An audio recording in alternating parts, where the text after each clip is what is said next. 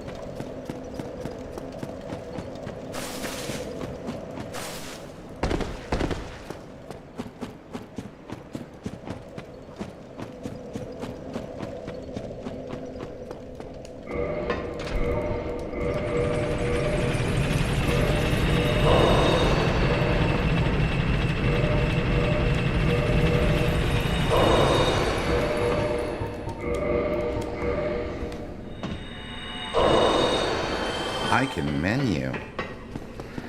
Come on.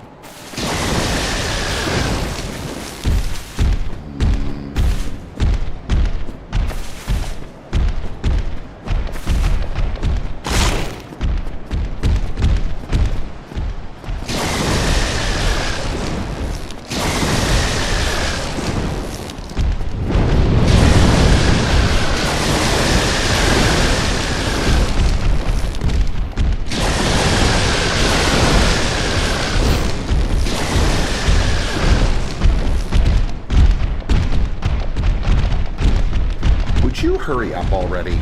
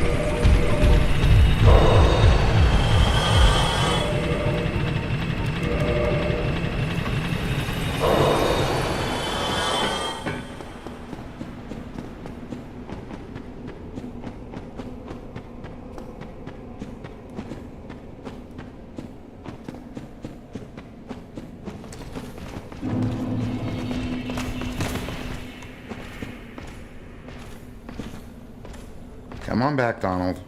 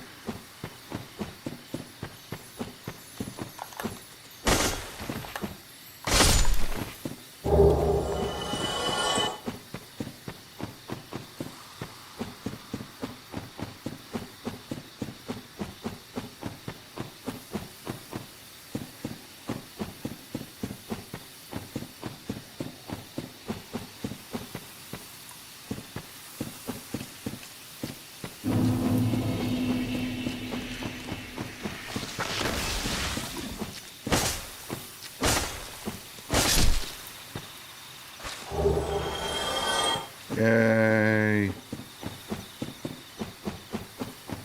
I'll take lucky. I don't mind being lucky.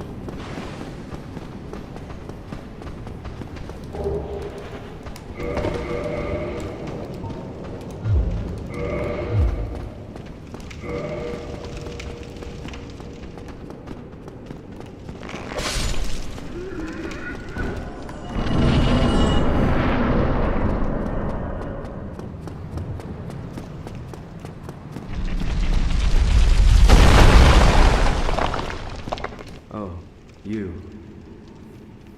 You're no hollow. Thank goodness.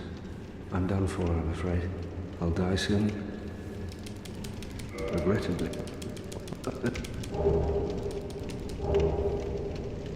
I would hate to harm you.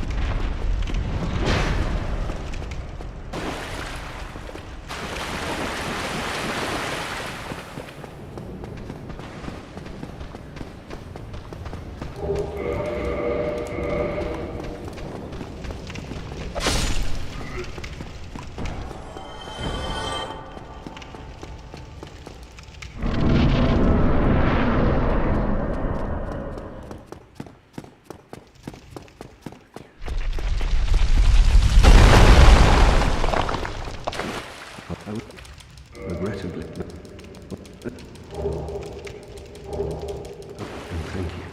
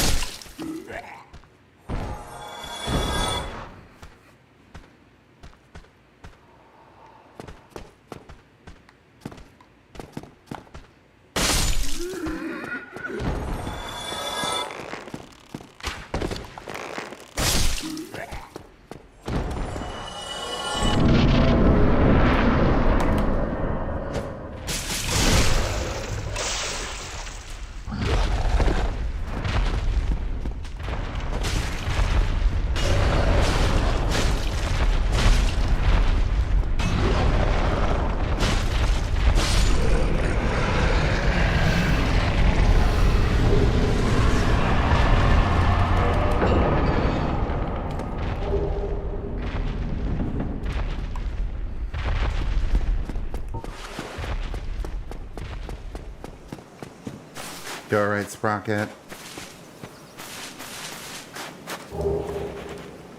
Sprocket, honey, you doing okay?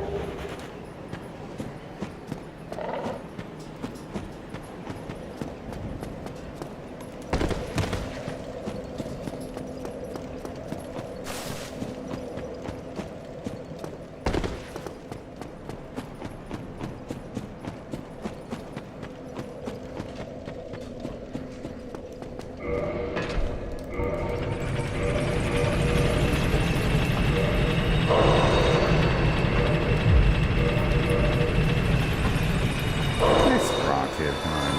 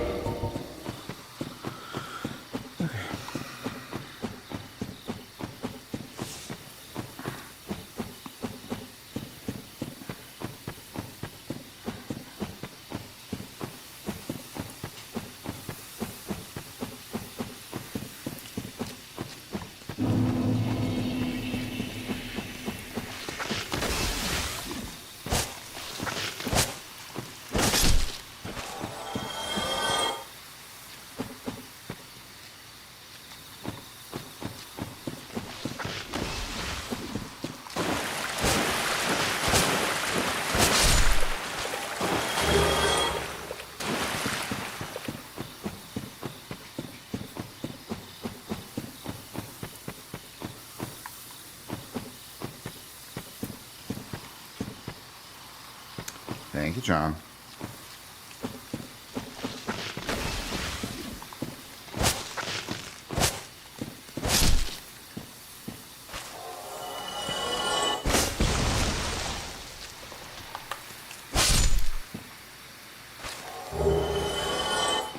Fourth time's the charm.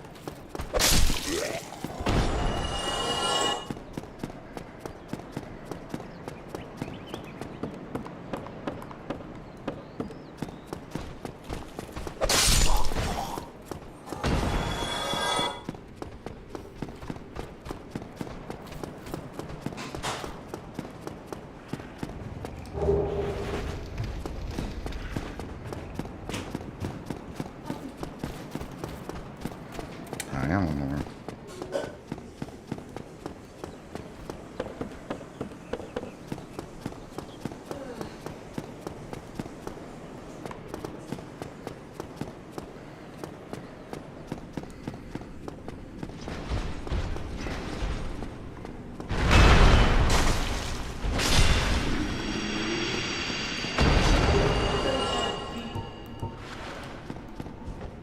Yeah, you and Mr. Eyebrows. What's Mr. Eyebrows doing? Using them eyebrows. He's eyebrowing. Uh-huh. He is maximally eyebrowing.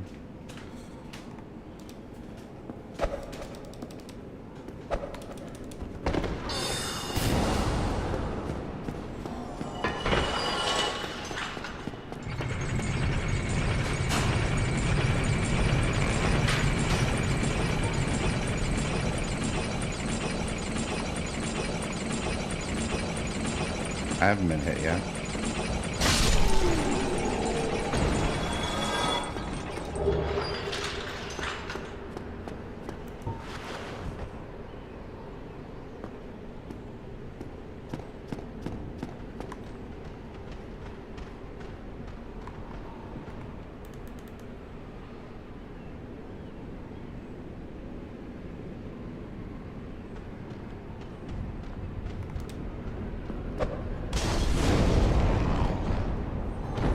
Oh, you should be able to switch to 1080.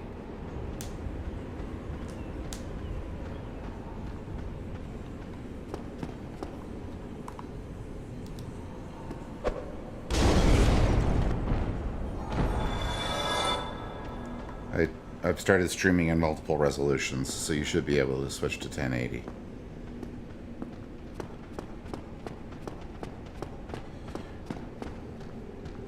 If you can't, let me know.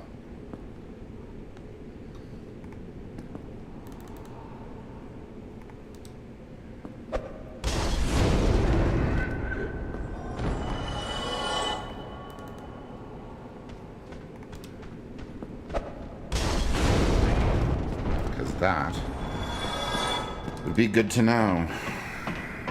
Theoretically, I should be streaming in like 1080, 720, 480, a partridge in a pear tree.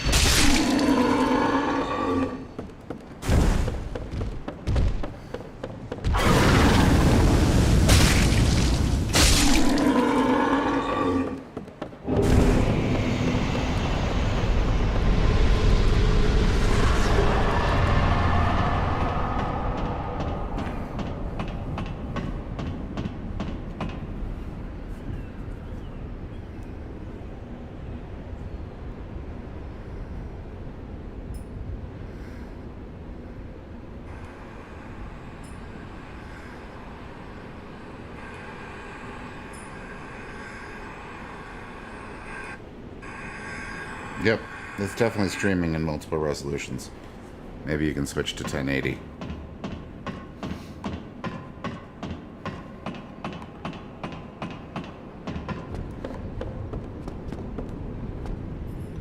Cool.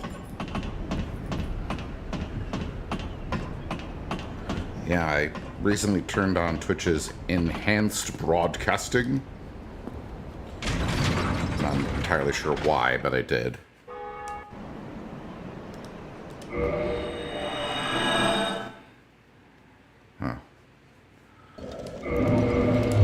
It solved some problems with trying to get... It solved some problems with trying to get HDR recording and non-HDR streaming working in OBS.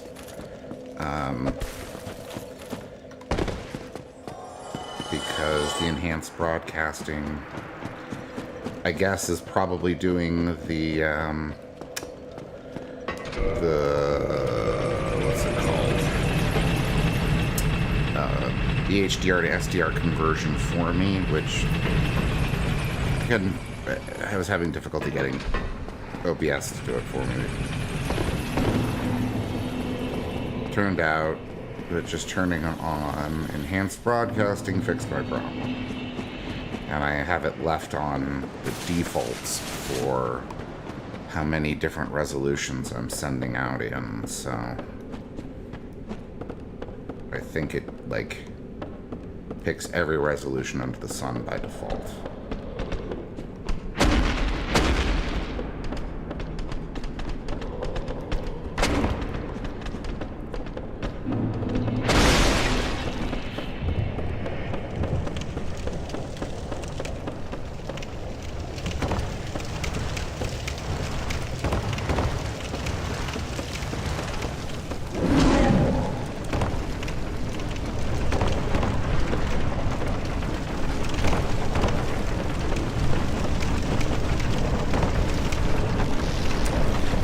It's really just a way for Twitch to save money. They get you to do all the transcoding for them instead of having to do it themselves. Not that they were transcoding my streams anyway, since I'm not even an affiliate, but...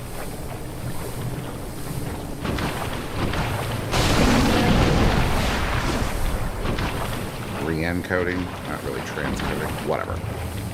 Point is,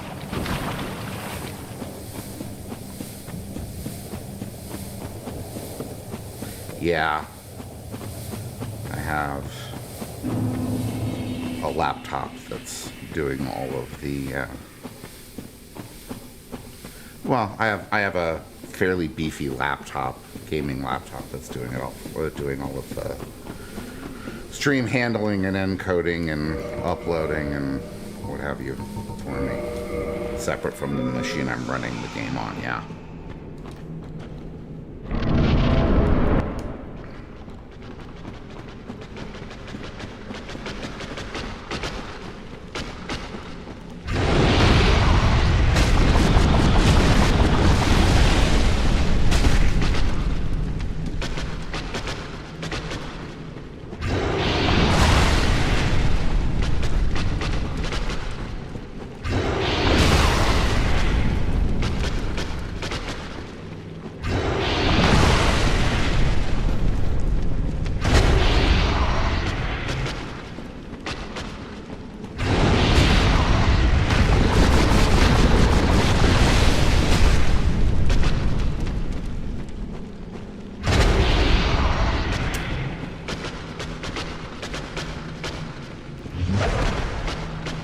That's the general idea, yes.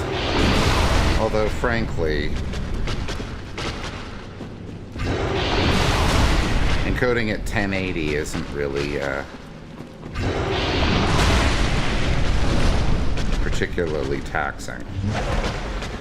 The encoding of the 4K, however, probably is.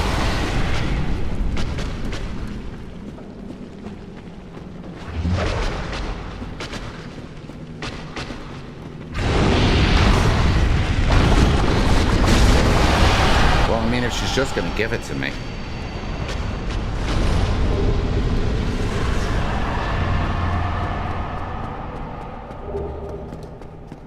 Yeah, so I'm recording locally in 4K. Mostly, yeah. As long as you're not trying to encode. I mean, I'm encoding. Let's see here. I'm using 4K, one 4K stream that I'm recording, and then like 5 different streams or whatever it is that are going to Twitch. And I mean, my fan isn't even running very hard, so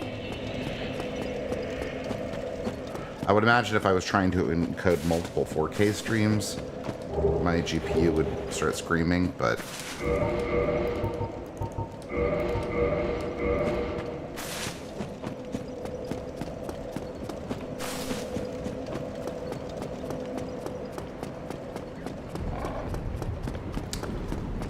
I do not want enlightenment.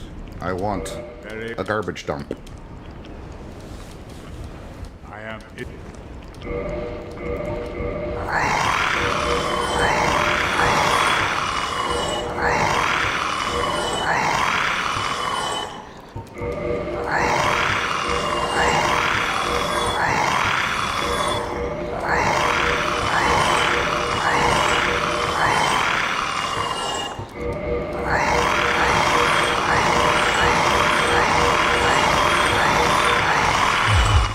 I hope you all appreciate your framped ASMR for this run.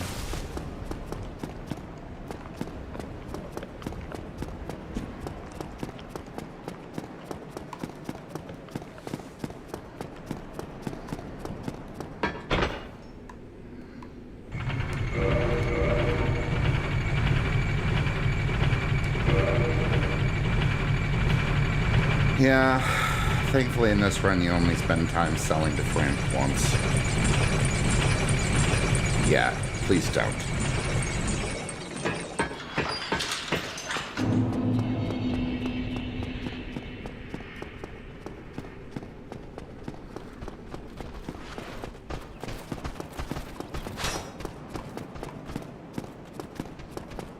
Don't shoot me, don't shoot me, don't shoot me, don't shoot me, don't shoot me. He was gonna try.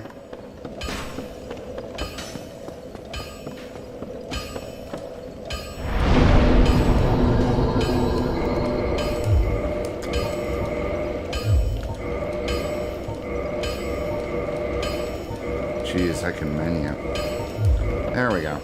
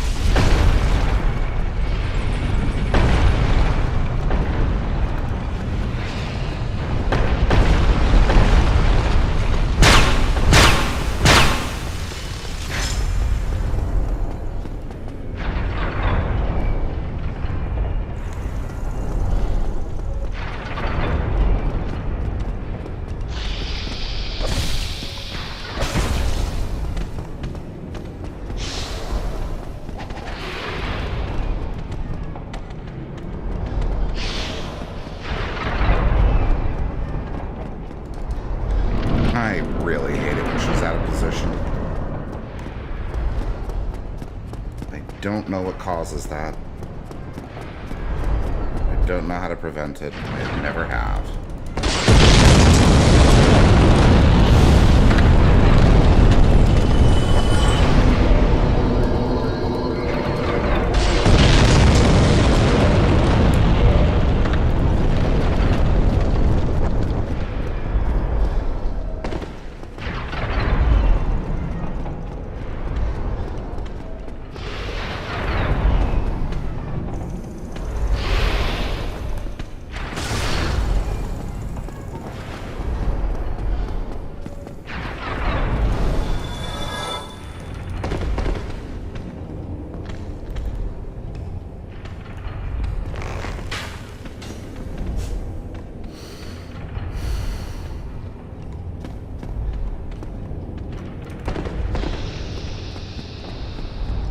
Yeah, hiss all you want.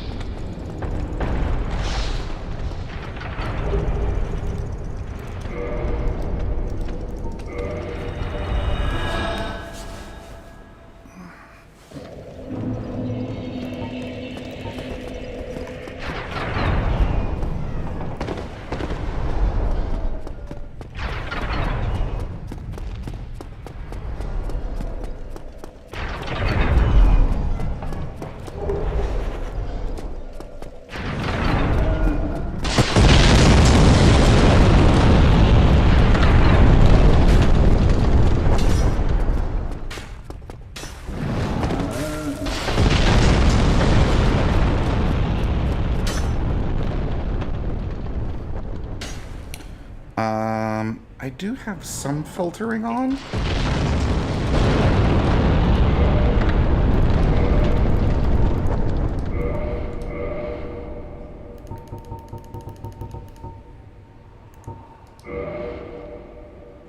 Okay, that'll do. Actually, theoretically, I could buy one more. Okay.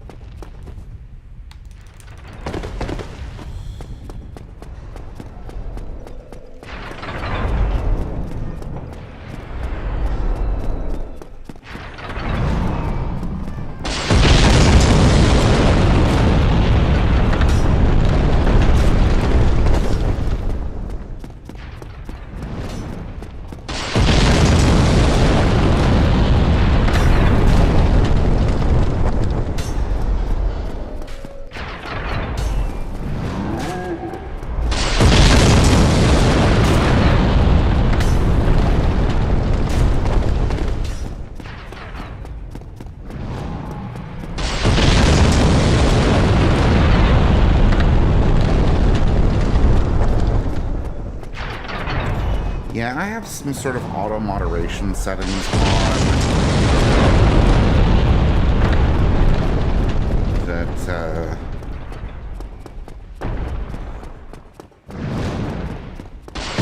I don't remember exactly what I have. At least at one point in time it was fairly restrictive because I just fundamentally don't expect there are going to be a lot of people who are going to be in my chat, so...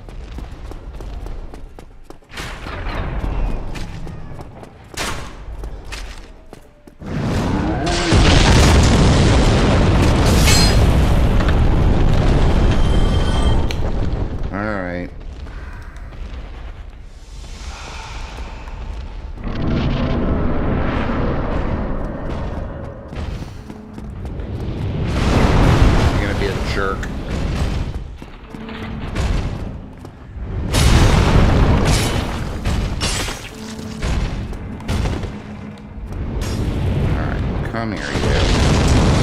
Come on.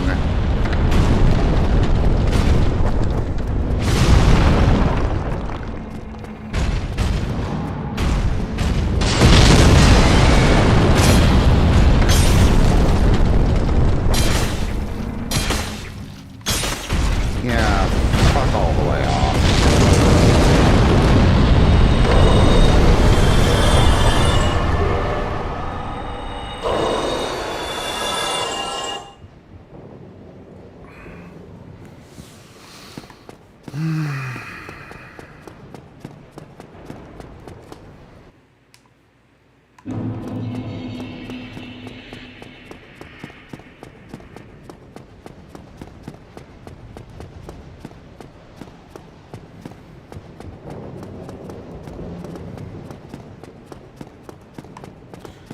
Yeah.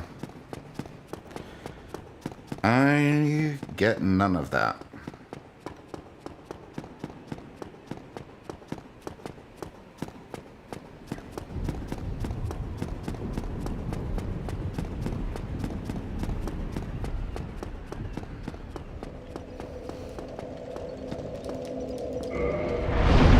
Makes me wonder if my settings are too restrictive.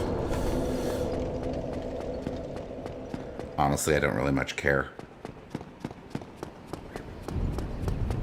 I don't really stream because I'm trying to entertain people. I stream because because it's fun.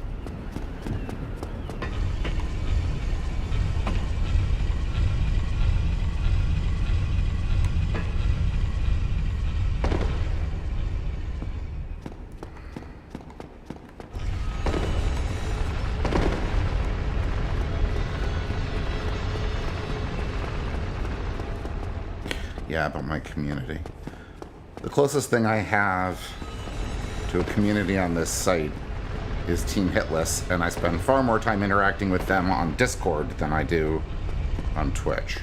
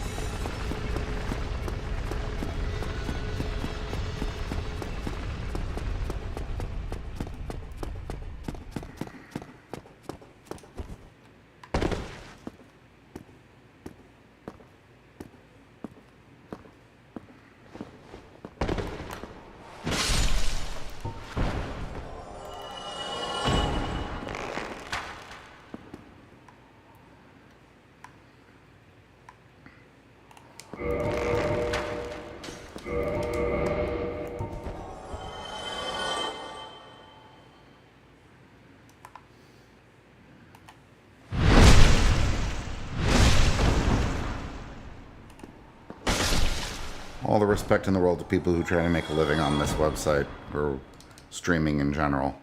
Seems like a really hard way to make a living.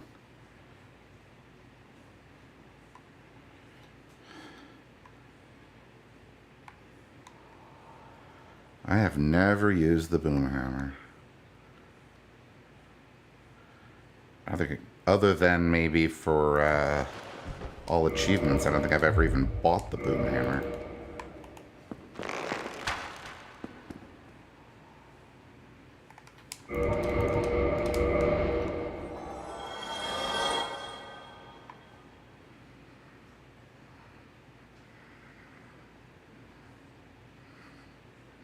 What NG cycle are you on now at this?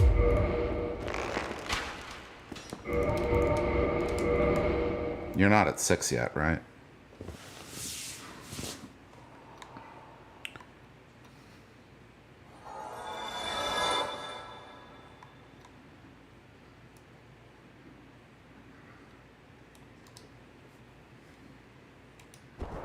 Yeah.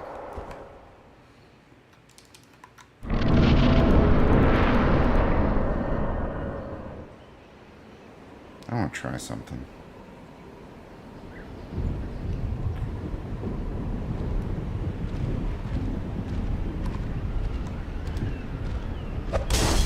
No, doesn't work.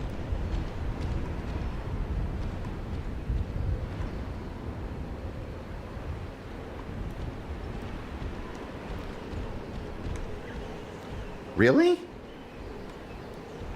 Seriously? You're gonna... What, I didn't move fast enough for you? Hi. You effing jerk. Thank you, barbecue. Didn't move fast enough for you or something? Come on.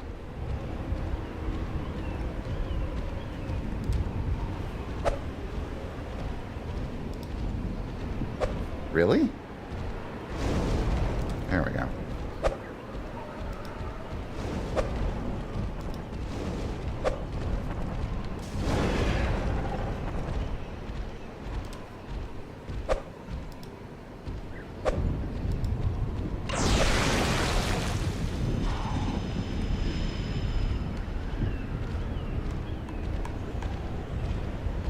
This is the most awkward guard kill ever.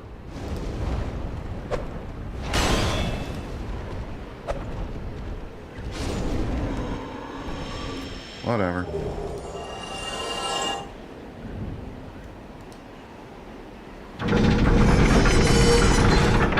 With this cheese? Clearly the answer is more firebombs.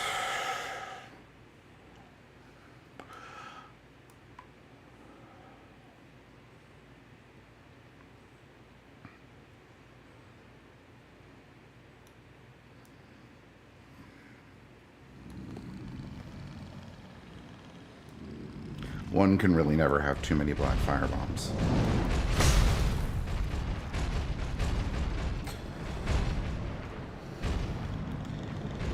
The alternative to killing him is that he can literally chase you all the way to here, down the stairs, and at least as far as the next bridge piece. And that sucks. Means you can't take your time in this section. So I kill him.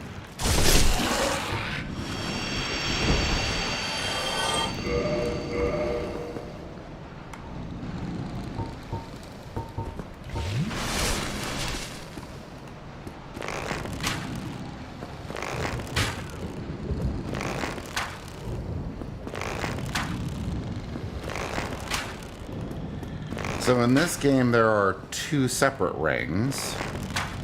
There's one that hides your footsteps and one that hides you.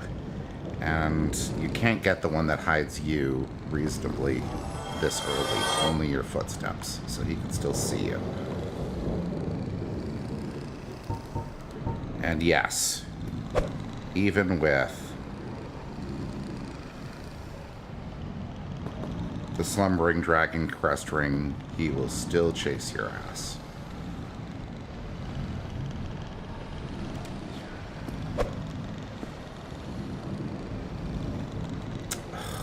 I hate it when he gets in this position. Thank you.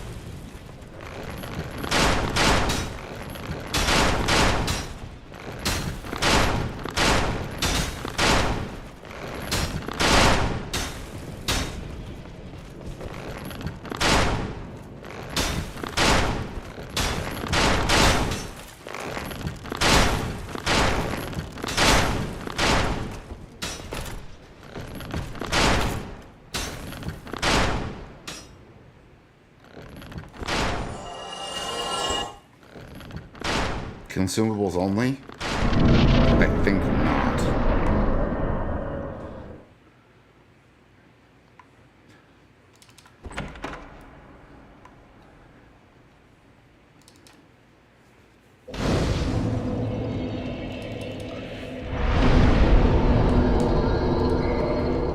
Actually, it's not my favorite strategy for getting rid of that jerk. I honestly prefer just killing him. But it's tricky with this low damage, and so I just live with the strat. Oh, that's not ideal.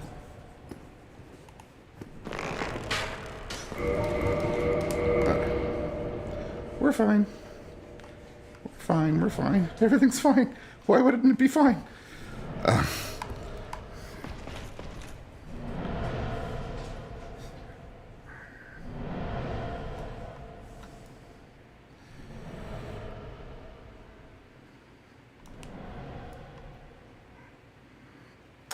Yeah. It takes 3 R1s with RTSR and 4 without it to kill him. Or it takes a parry followed by an R1 without it. And I really prefer not to have RTSR there. I really, really don't like having RTSR in that spot.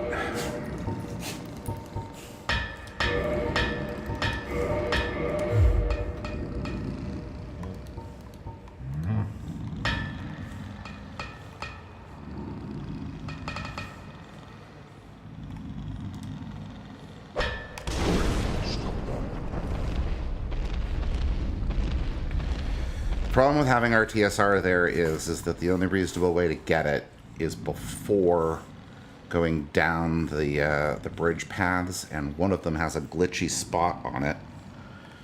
Yeah, everybody look away. Has a glitchy spot on it that can cause you to take fall damage as you're running down.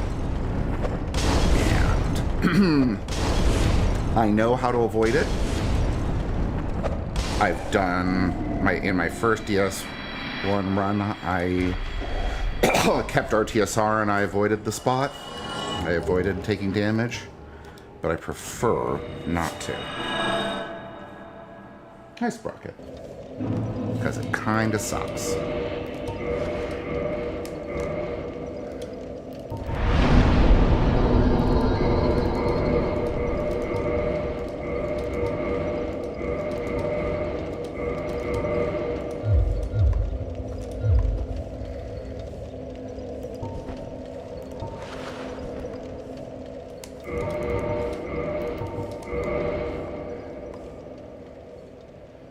Just prefer not to have to worry about potentially taking fall damage.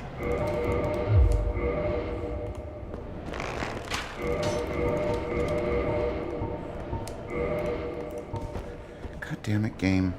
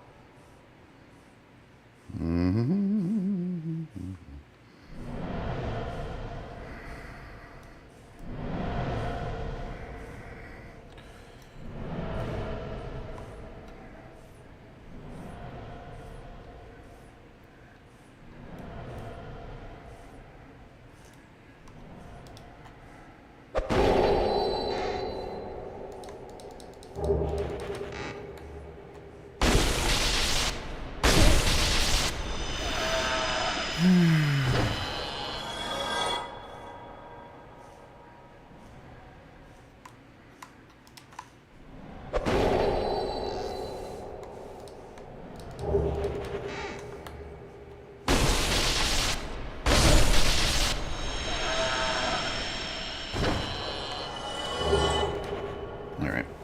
Quick AFK.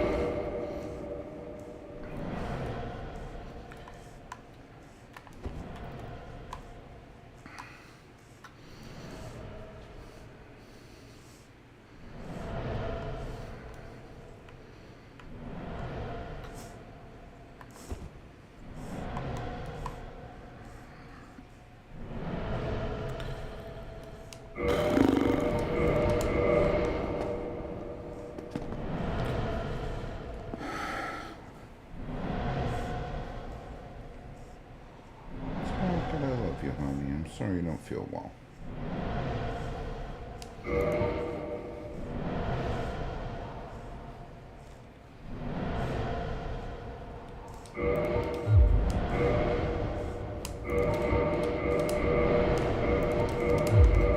That'll definitely work. All right. What you got for me today, Pikachu?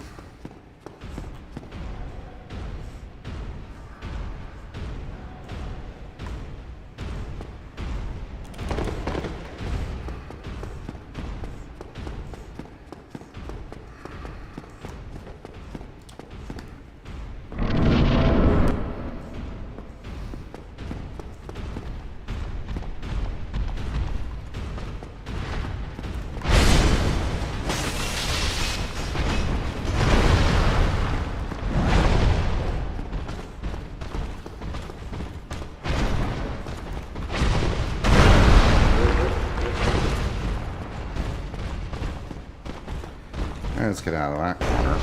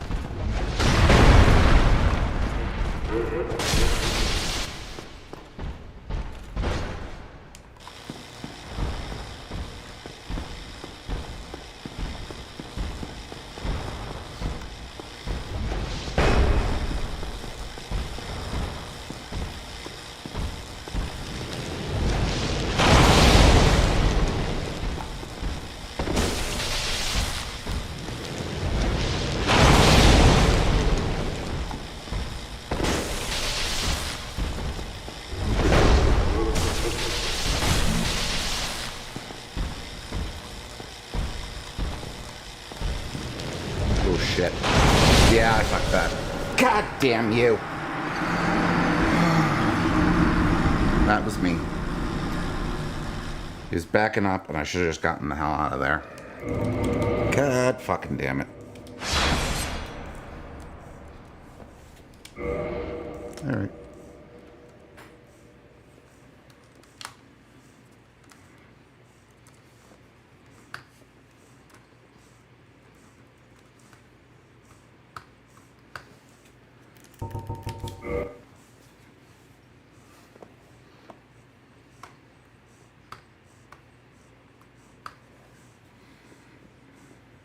Rolling into that attack will guaranteed get me dead.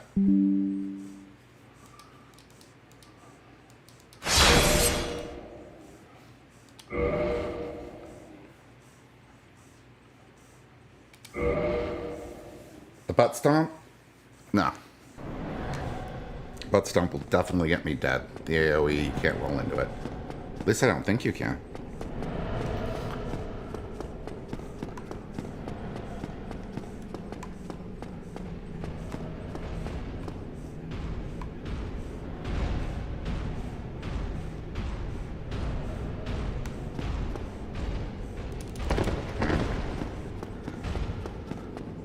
That was a really good Orenstein, and then I totally blew it on Smo. I don't think so. I think the whole thing is damaging.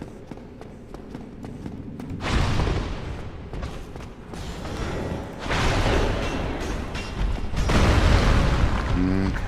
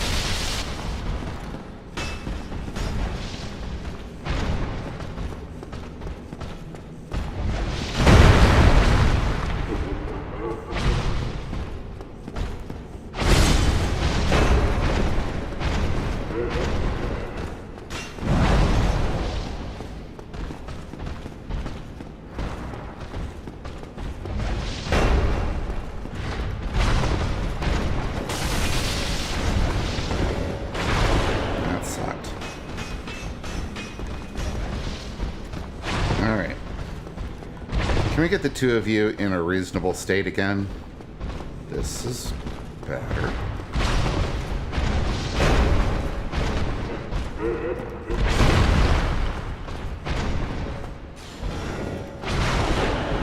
Come on.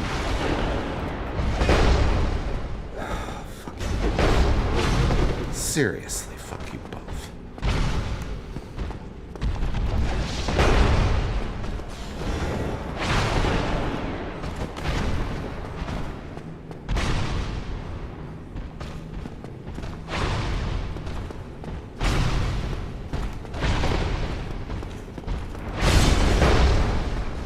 Can we not?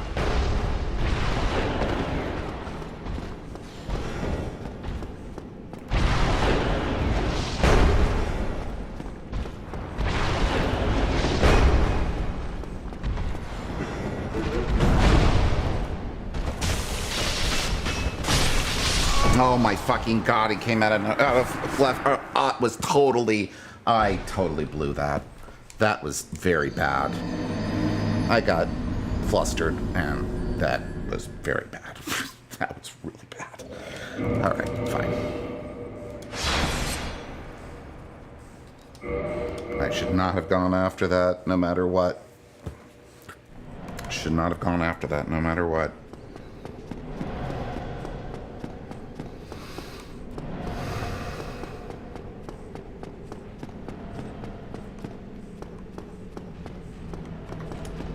These two can still, after 1,000 attempts, can still fluster me.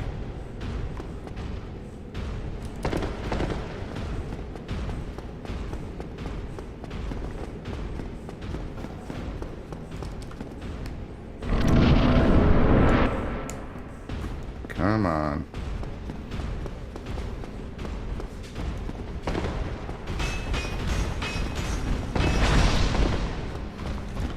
Oh, that's the shittiest of all possible openings, probably.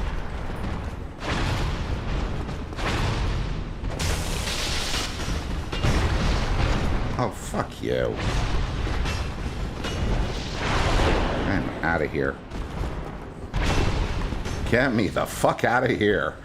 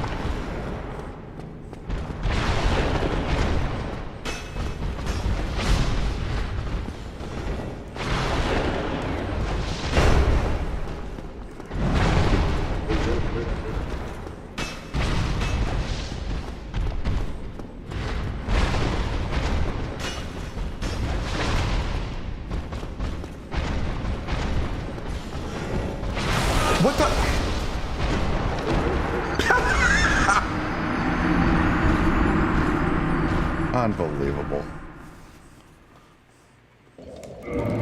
Okay. Sure. Why not?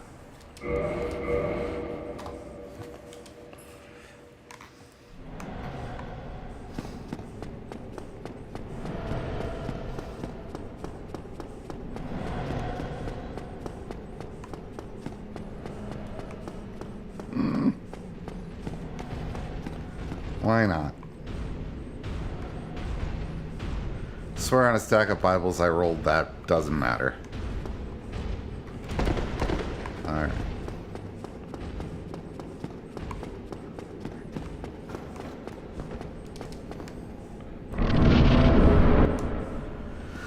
Alright, you jerks.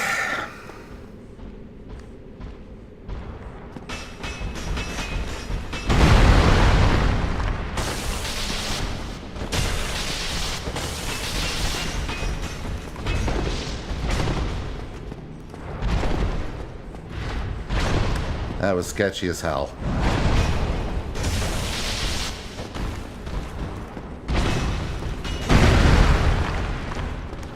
And I totally got away with it. And I am not proud of myself, damn it. Alright. Alright, you fucking jerks.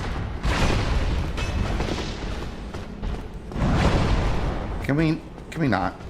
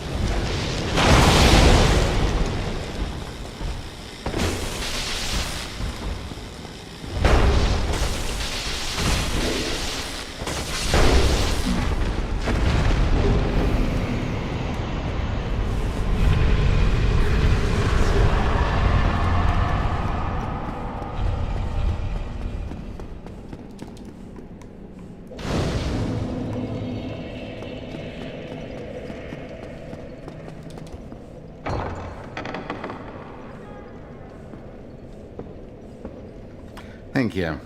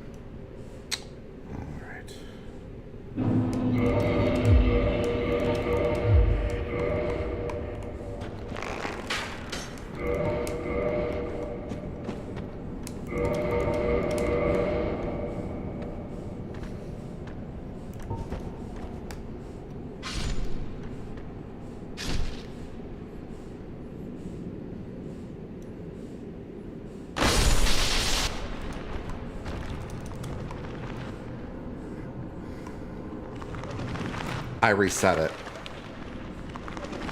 Because this run can't PB anymore, I didn't see any reason to keep tracking them.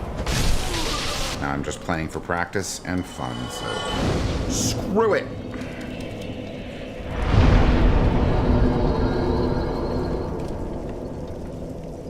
Mostly I haven't been playing very much recently. There's just a lot of shit going on.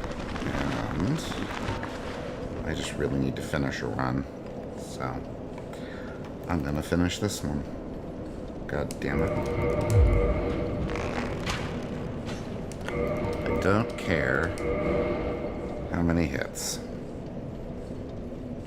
Would you please just walk off? Thank you.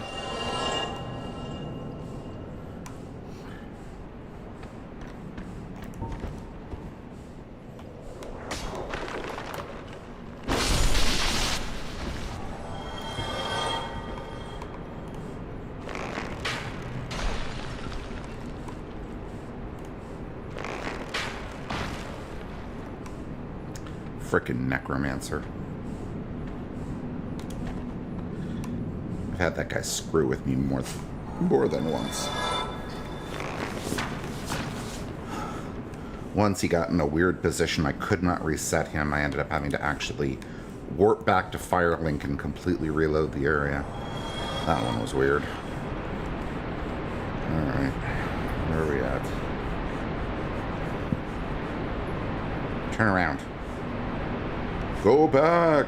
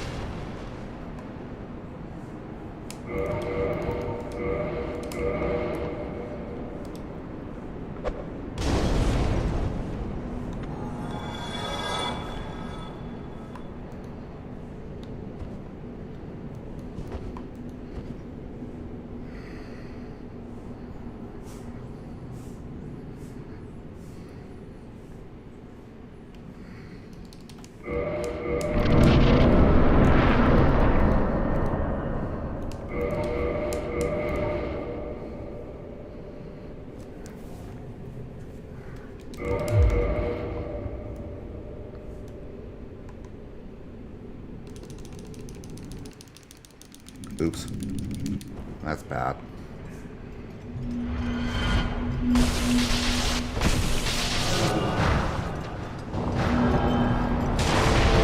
Yeah, I fucked that so hard. Now I'm just distracted. I didn't put our TSR on. I did not put the red tearstone ring on.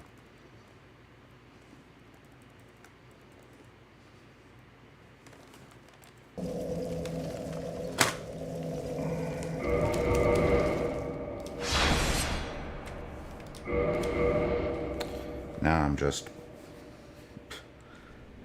whatever. It's fine. It's fine.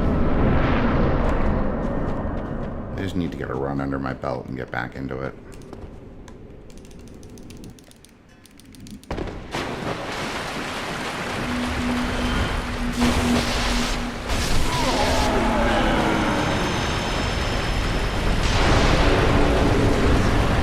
Cool. What do I get? Mask of the... I don't want it.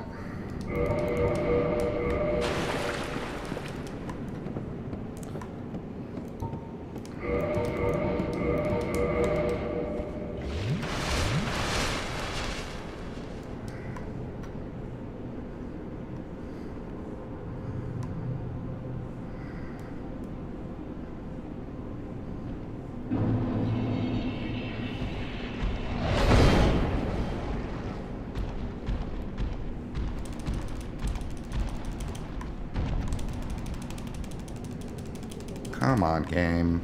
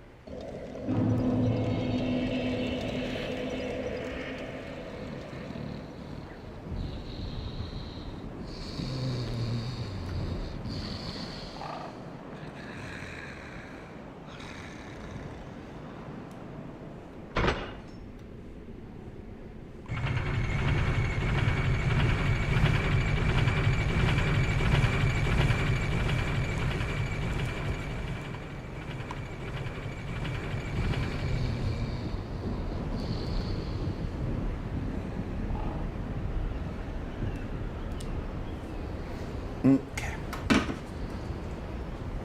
I'm an egg. I'm an egg. Look at me. I'm an egg.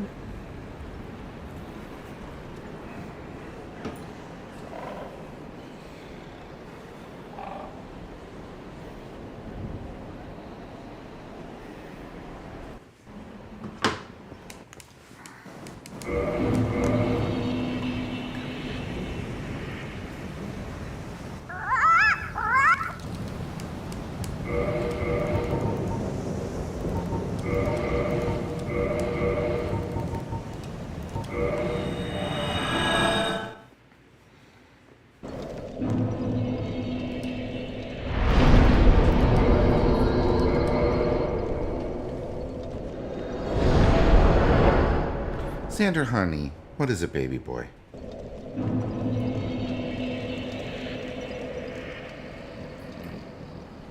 You coming up or not?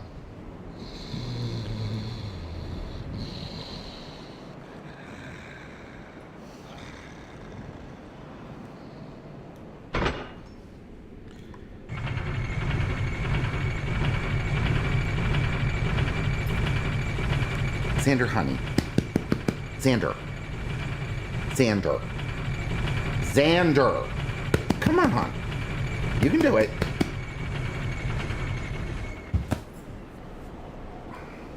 The dog's being weird.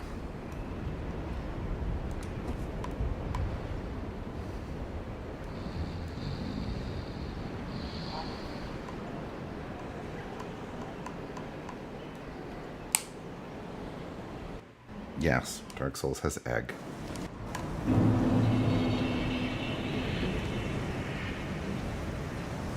You.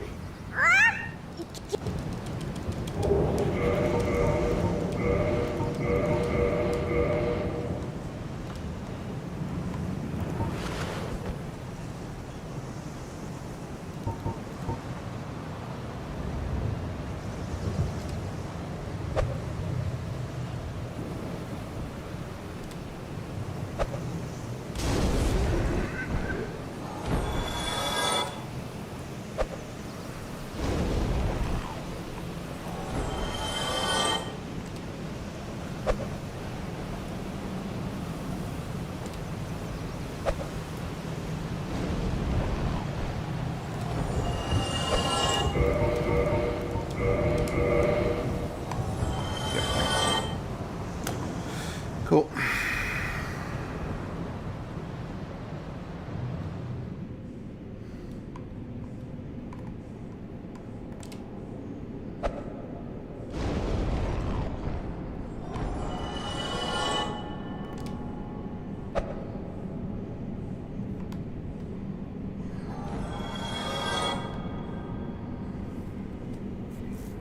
Now we burn off some health.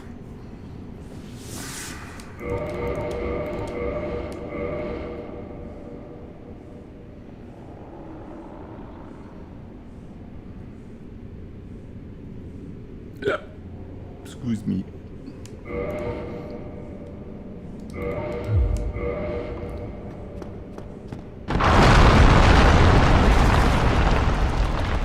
Really, game? Really? You give me the hard fall there.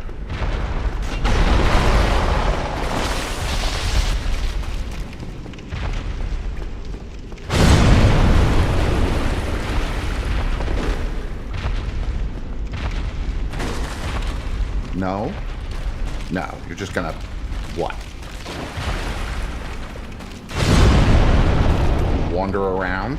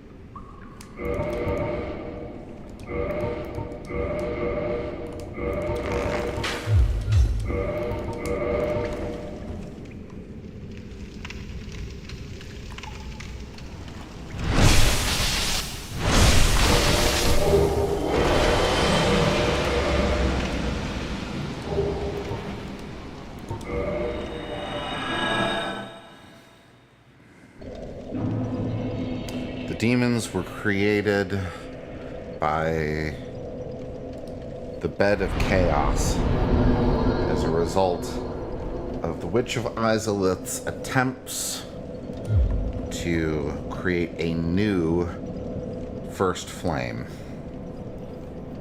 which... so essentially they come from chaos. Oh. Or an embodiment of chaos. What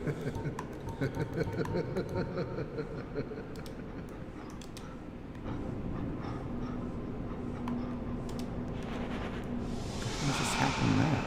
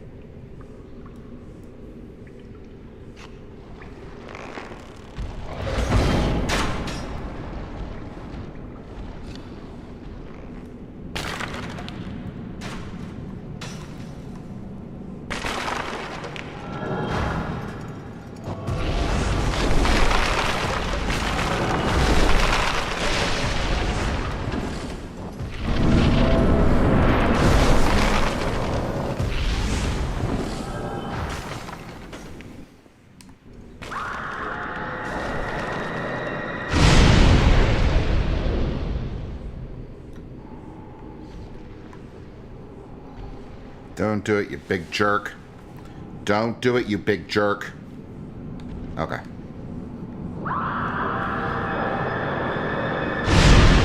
He can get stuck.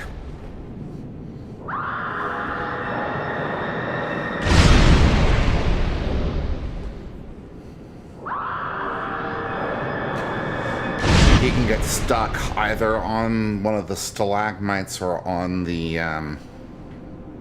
one of the skeletons.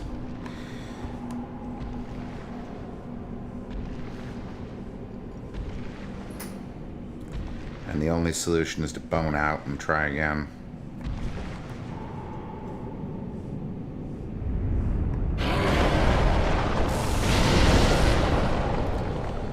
I think it's because...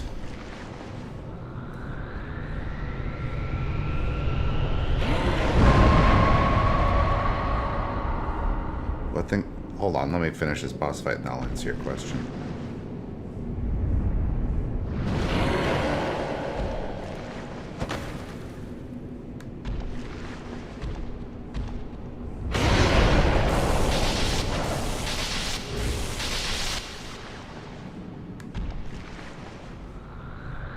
Ah, crap.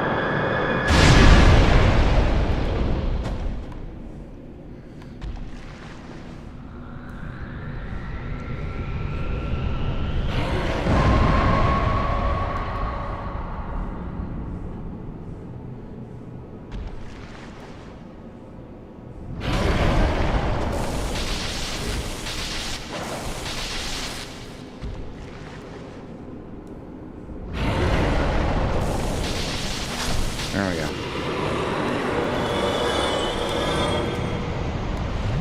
You're talking about the Grave Lord's dance or whatever the fuck it is, the thing that causes the blade to come out of the ground?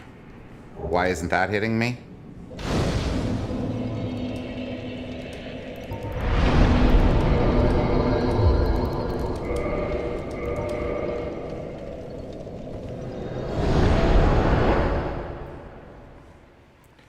Or you're talking about the fact that the skeletons aren't attacking me. Yeah, so...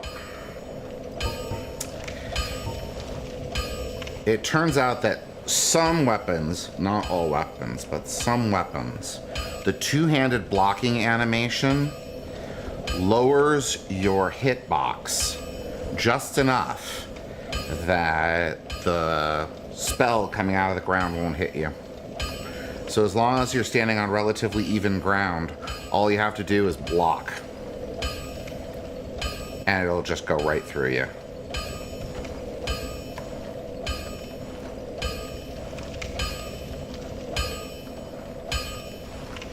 Well. Yeah.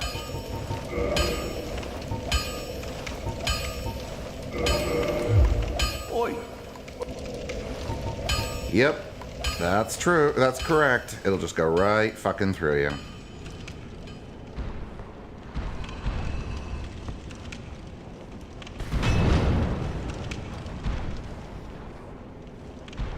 Yep. That was actually a relatively late find. That was only found, I don't know, 4 or 5 years ago. Something like that. Before that, people used to roll it. But I recall there being at least some conversation in Team Hitless about whether or not that was a hit or not. And the consensus was it's not. Hitbox doesn't hit hitbox, so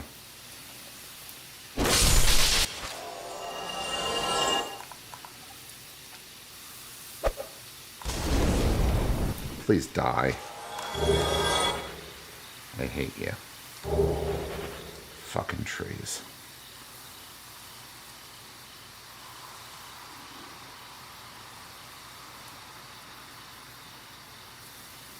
I agree completely.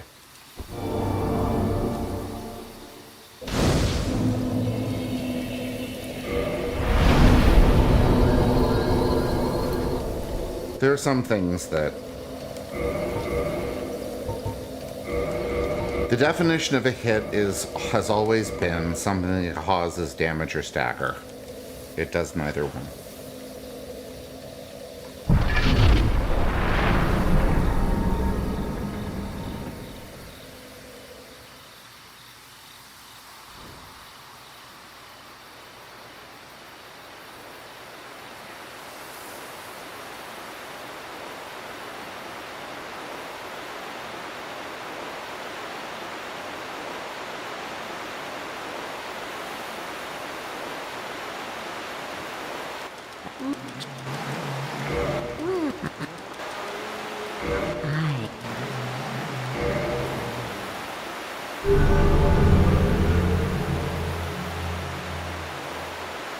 And here, take I don't want your damn ring. Really, really don't.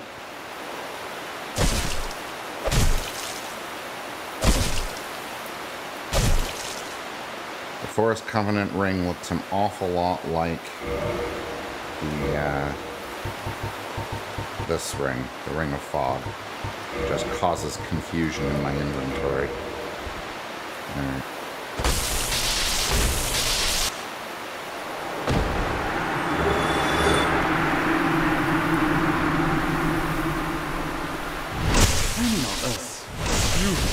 Poor fool. You. Yeah, it knocks you down. That is correct. The beast transformation explosion is considered a hit because even though it doesn't do damage, it causes knockback, and therefore it's a hit.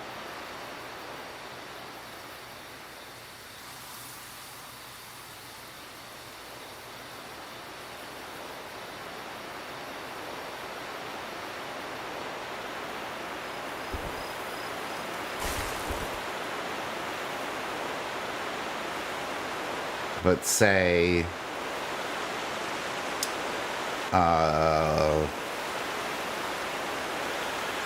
so Ebby's aura causes damage, and the reason why Ebby's aura is not considered a hit is a lot more complicated. It is not considered a hit by official team hit list rules. And that is because, let me kill Sif and I'll explain.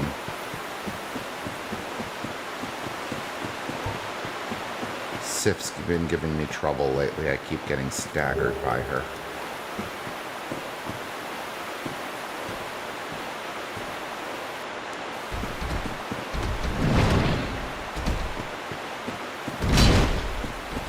Okay.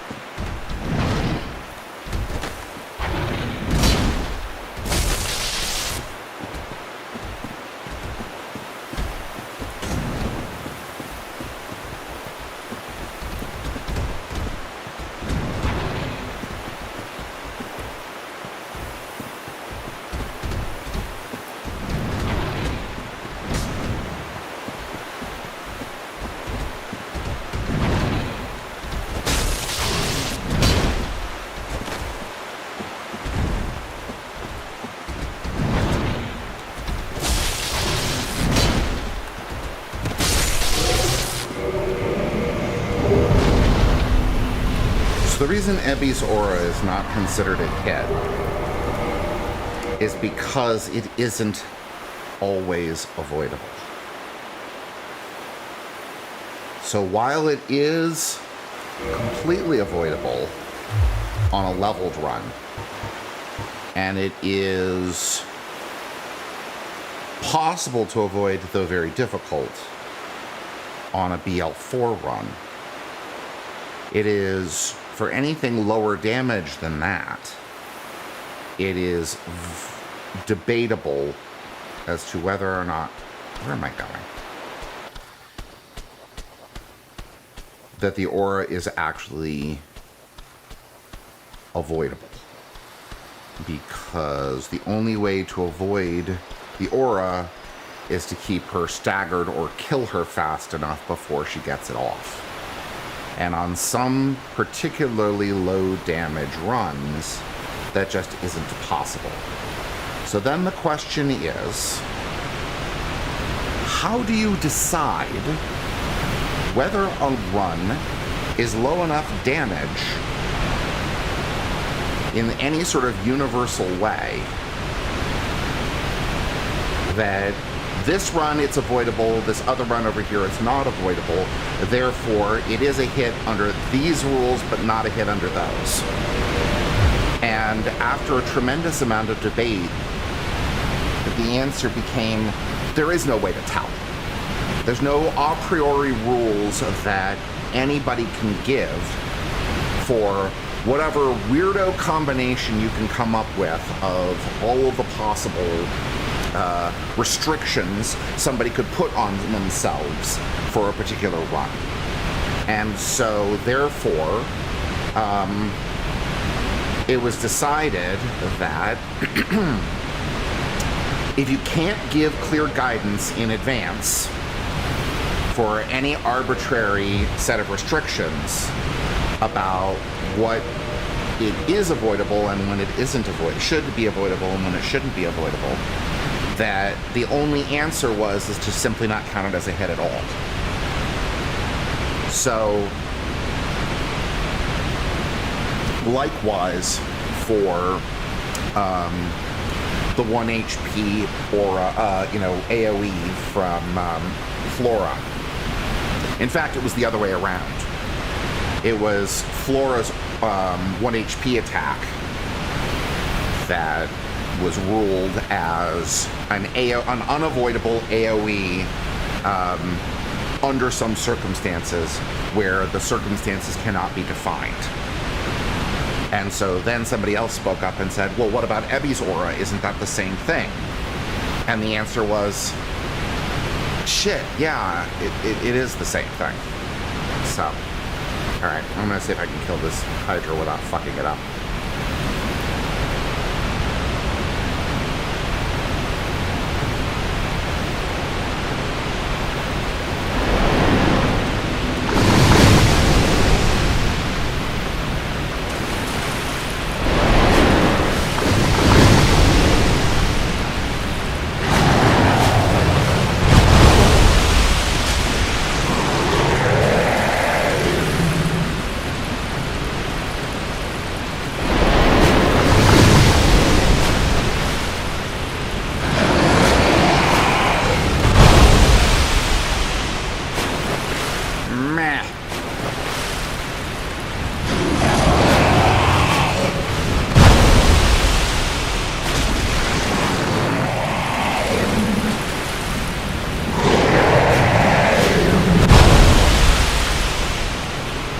Die, fucker. Yeah, so the problem is that if you don't have enough damage to be able to reliably stagger Moon Presence out of, to avoid the 1 HP aura, it is unavoidable. And there were a lot of machinations that people did, like intentionally lowering themselves to 1 HP before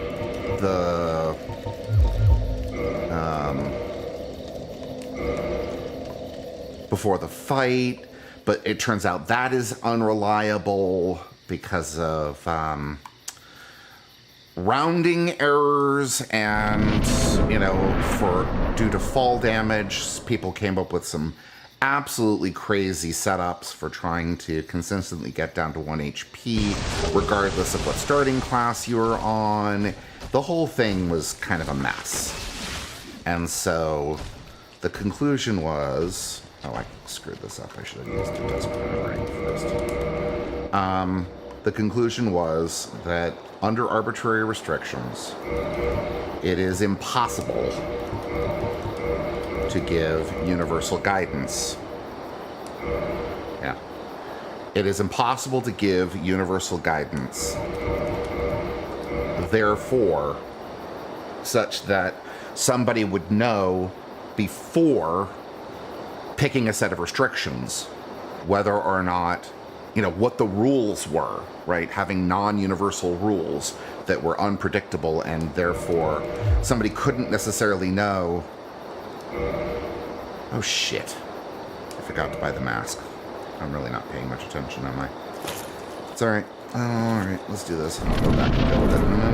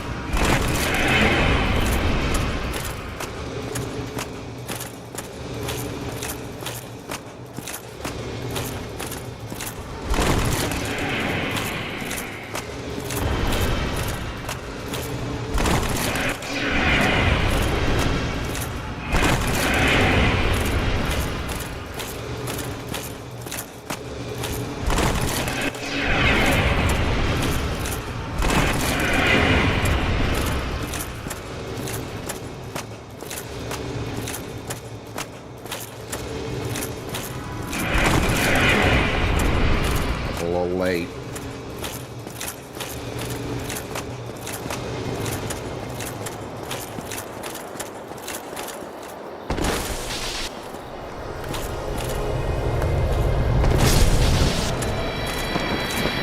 Okay.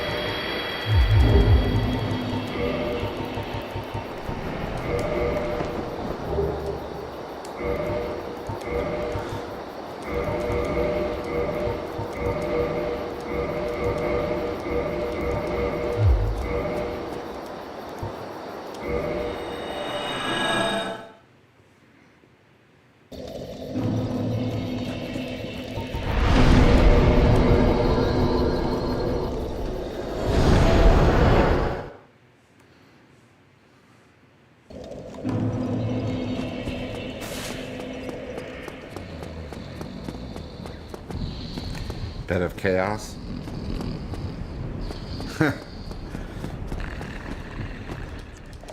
Oh, really?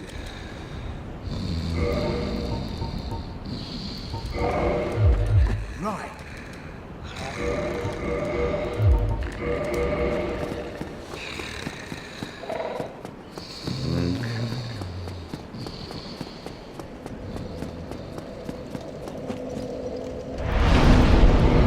Oh, wait. Oh, no, I screwed up. I screwed up.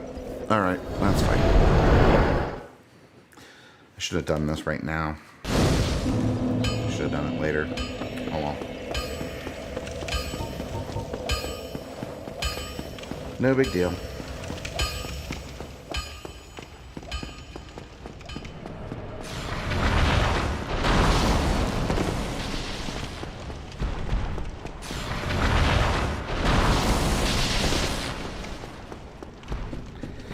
Well, Moonblight Butterfly is certainly boring as dirt with this strategy.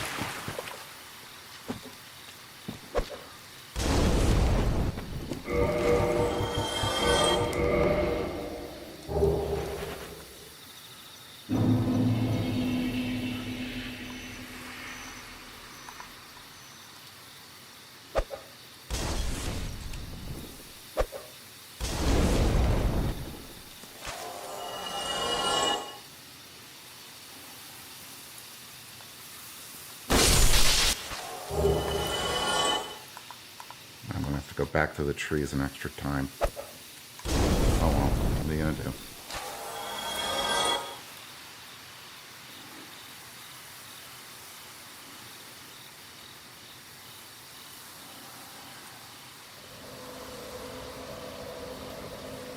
Once again, that strategy is basically just hitbox born.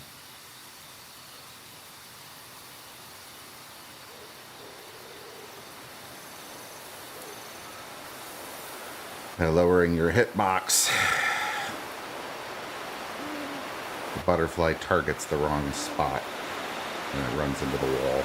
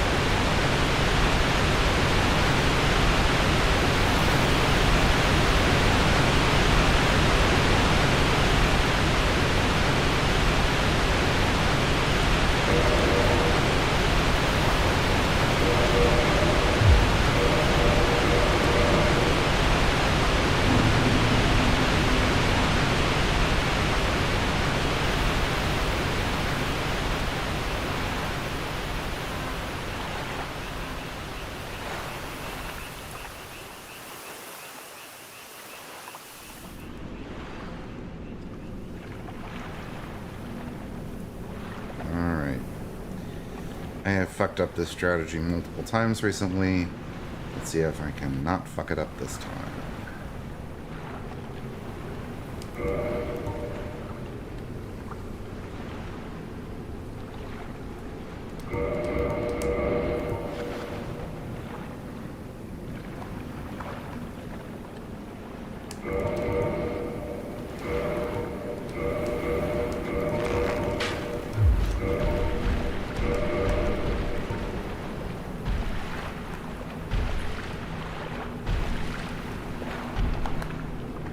There we go. That's much better.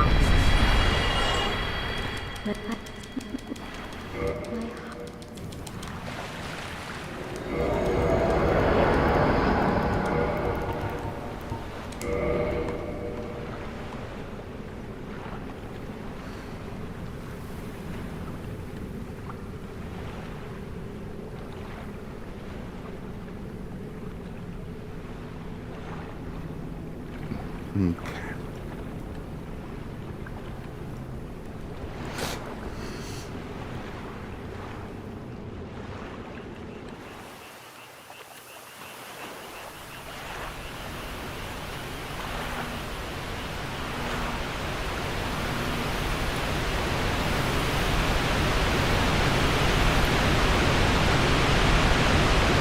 Off to Tourist Demon, where the ads are more dangerous than the boss.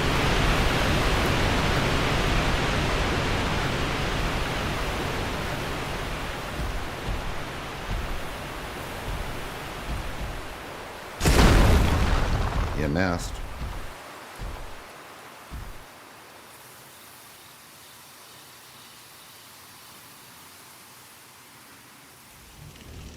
Hi, Hovel.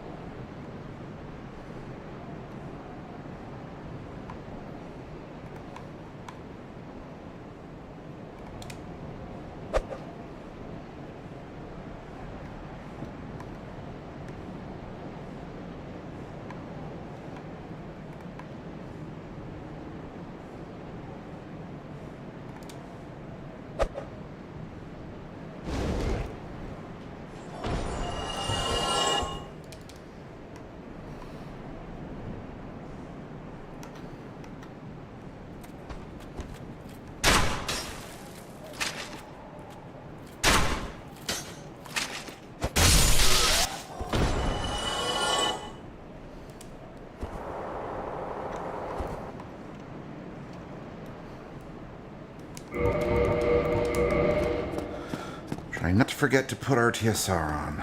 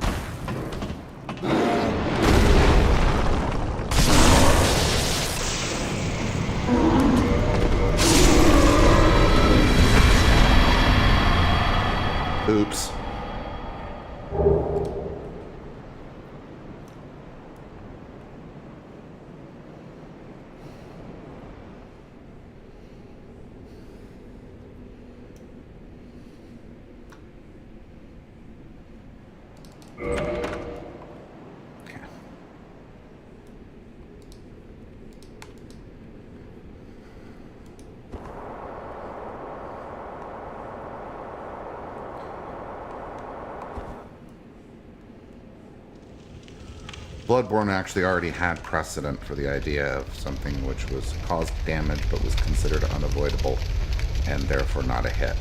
Specifically, the chip damage from the brain of Mensis,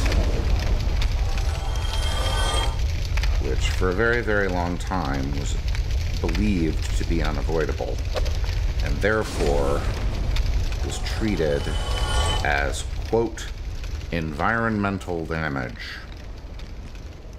Turns out you can avoid it with some very precise timing.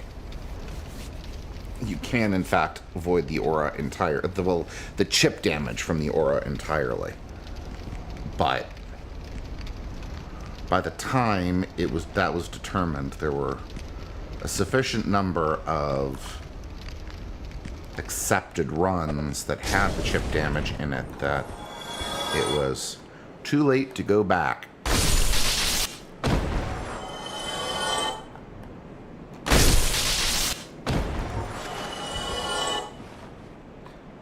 So that is a damaging aura that's not considered a hit.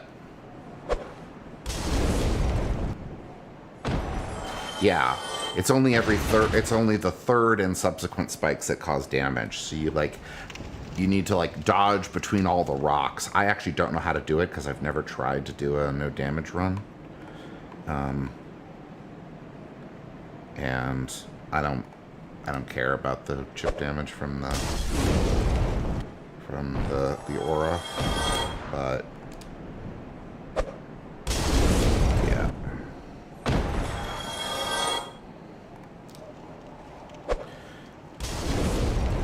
But there have been some more controversial takes than that at various points in time, like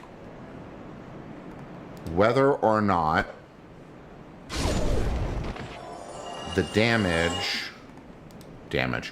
whether or not the aura from the jailers in Dark Souls 3, is that a hit or not?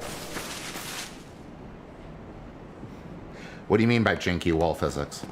Hold on, I'm gonna kill this guy.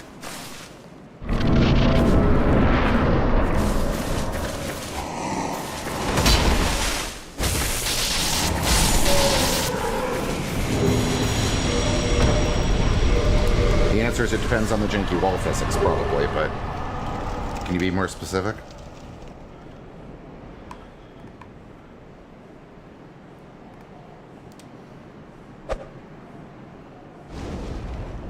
Yeah, that's correct. So it's splash damage, right? It's splash damage that goes through the wall. So here's the thing.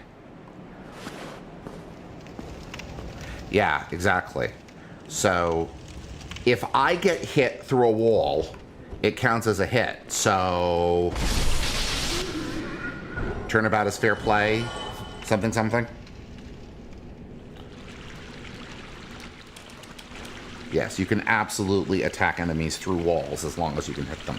I did it actually much earlier in the round. I did it through a wall in the catacombs, and I'm going to do it again at a point not too long from now in Ulasil. I'm going to straight up kill someone right through a wall.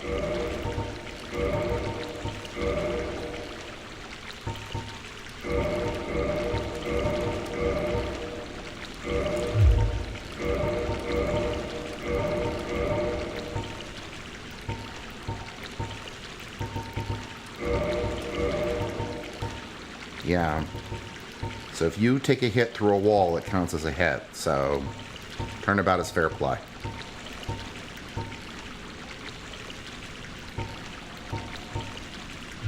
Come again if you please.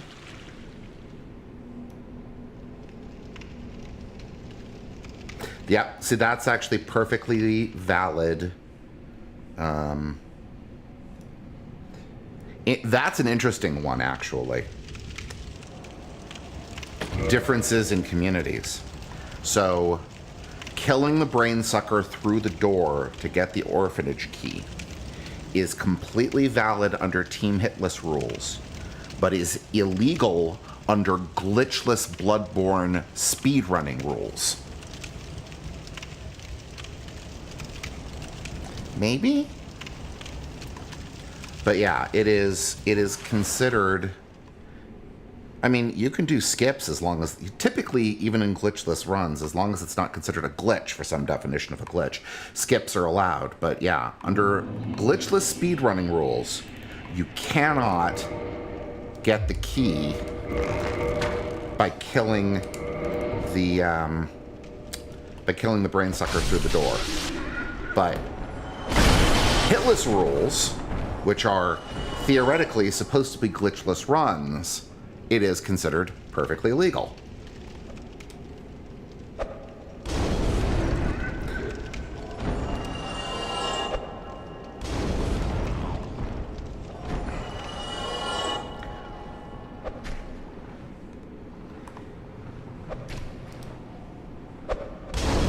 I did not kill the brain sucker through the door.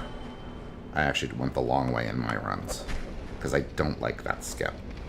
Not because I think that it shouldn't be allowed or that I have any problem with anybody else doing it. Yeah, exactly. I don't have any problem with anybody else doing it in their runs. I don't think that the rules should be changed or anything like that. It's just I hate doing it. I literally just don't like the actual mechanics of executing the of executing the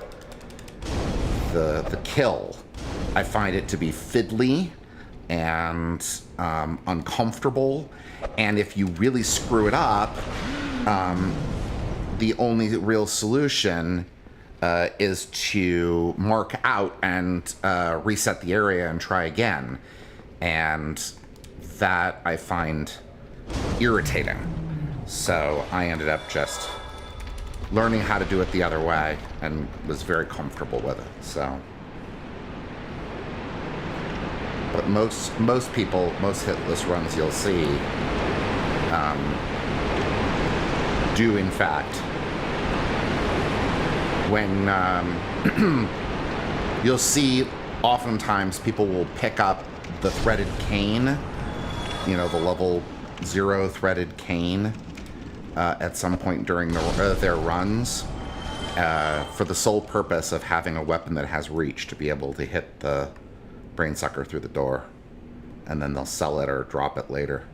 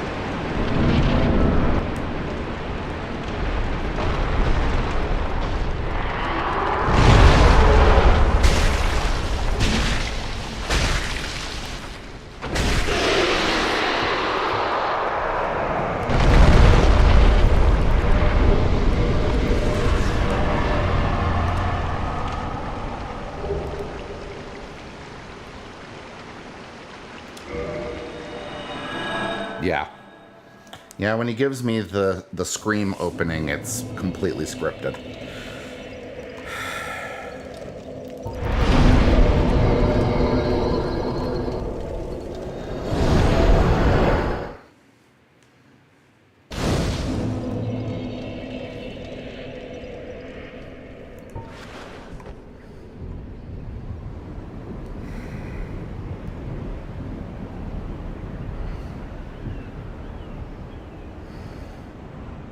Speaking of skips,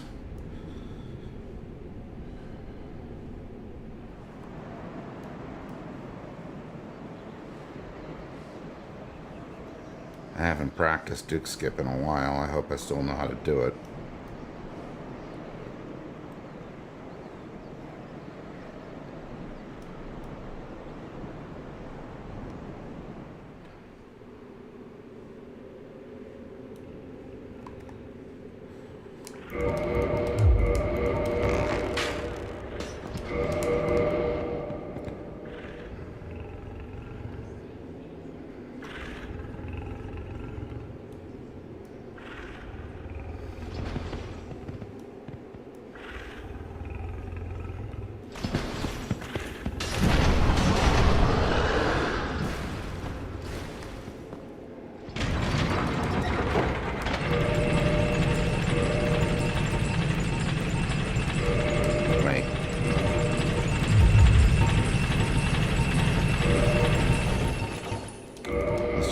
this up now. Okay.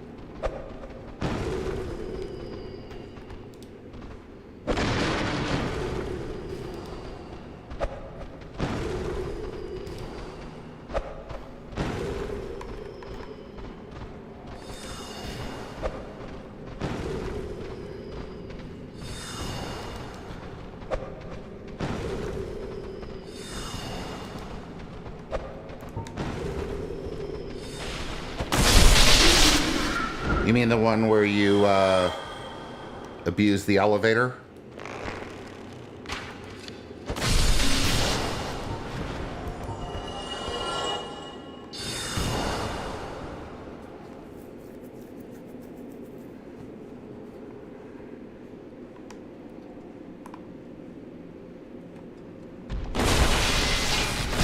Yeah. When I did my NG0 through NG plus 6 run, I used that skip too. Alright, let's take everything off.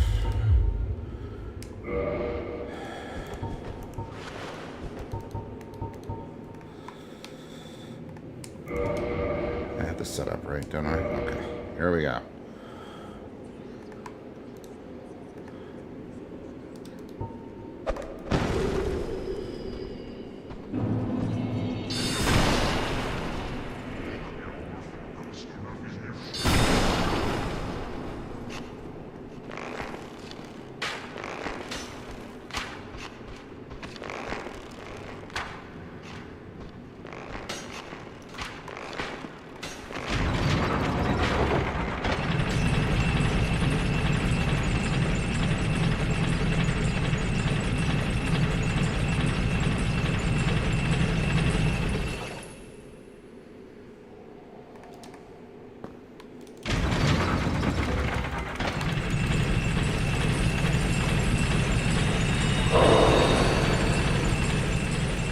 Yep.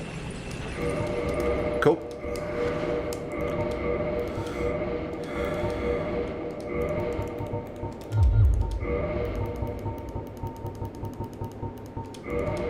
It wasn't perfect, but it was definitely good enough.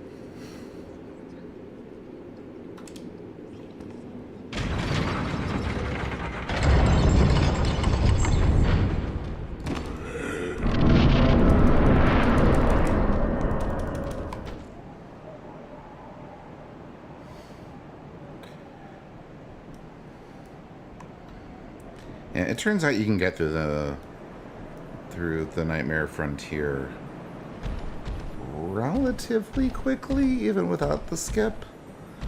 I think honestly, if I was gonna do it again, I mean, at this point, I'm, you know, heavily practiced in how to do it, so I probably wouldn't bother with the skip.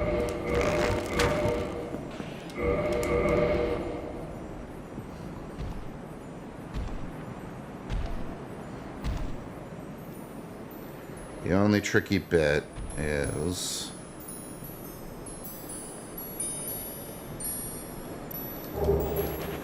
timing the blue elixir to run out before in the right spot so that you don't get hit with a gigantic boulder in the back.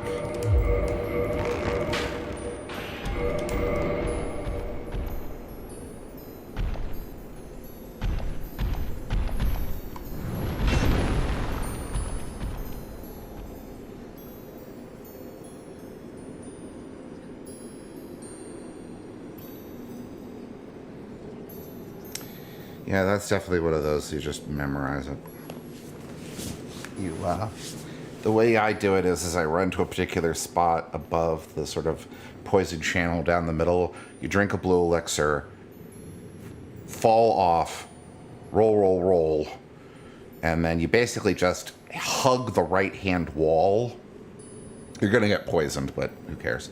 It's a relatively slow-acting poison, and you can just heal through it, or you can use an antidote. And the tricky bit is there's a little bit of stamina management you need to do to make it perfect. But you basically just hug the right wall, and the blue elixir keeps you from getting hit by most things except for the giant at the very end, just before the little tunnel way you go through to the back side in order to get to the back side of the Nightmare Frontier where the Winter Lanterns are. And if the blue elixir runs out too soon, that son of a bitch can throw a boulder in your ass.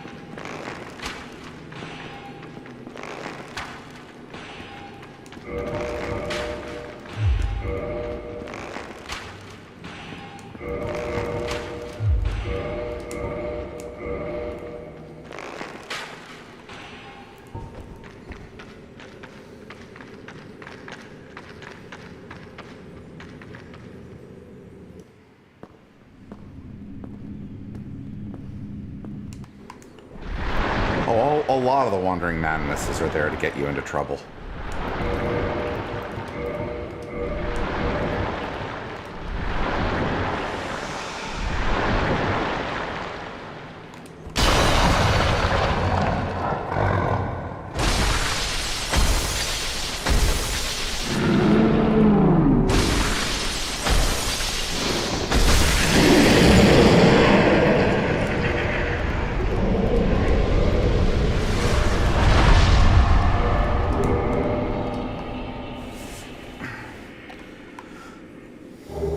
Wandering Madnesses are there to get you into trouble. The Crystal Lizards in DS3 are definitely there to get you into trouble.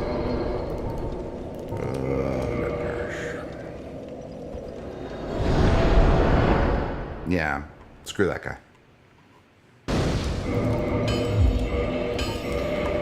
Seath gets what he deserves.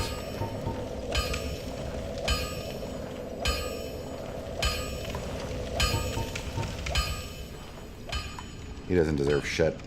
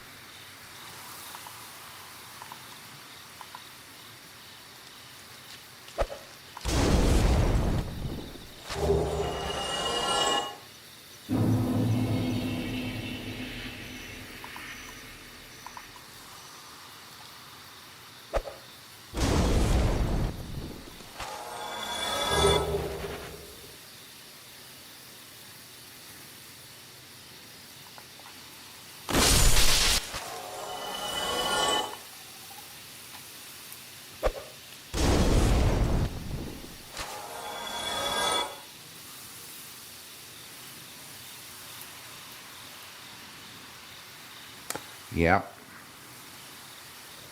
I've never done that either.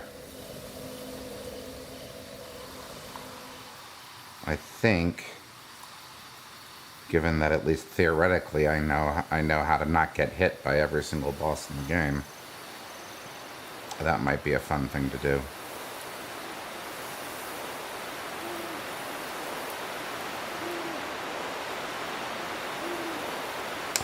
I think that is likely to be true.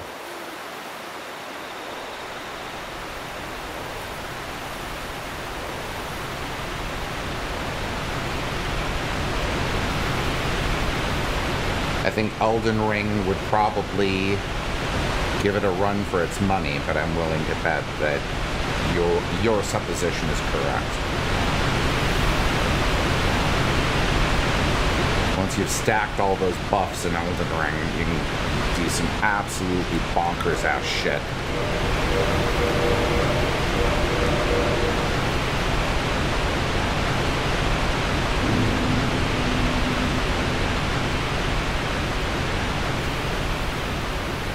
Is that Ayn Rand? I think Ayn Rand just recently did a was it, can you kill all of the bosses in the DLC with a single pot?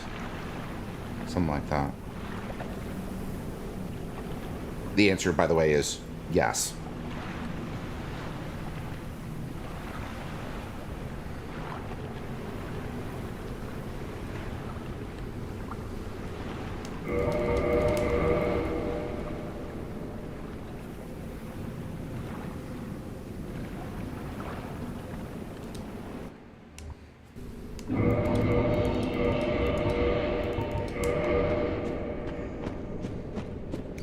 I don't know.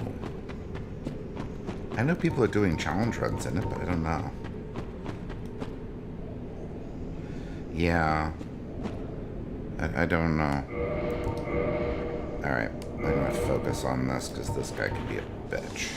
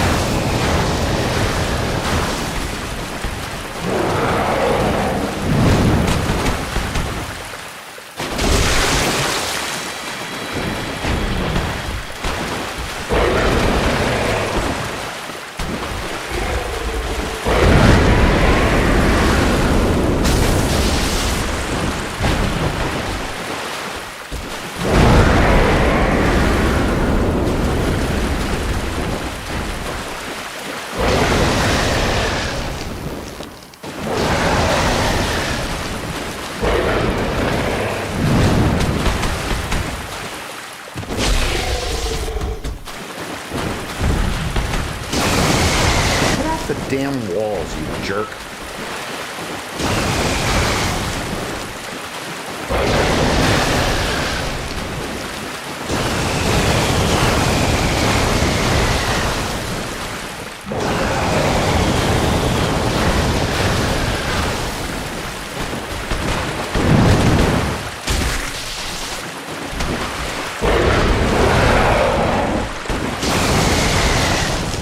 Son of a bitch.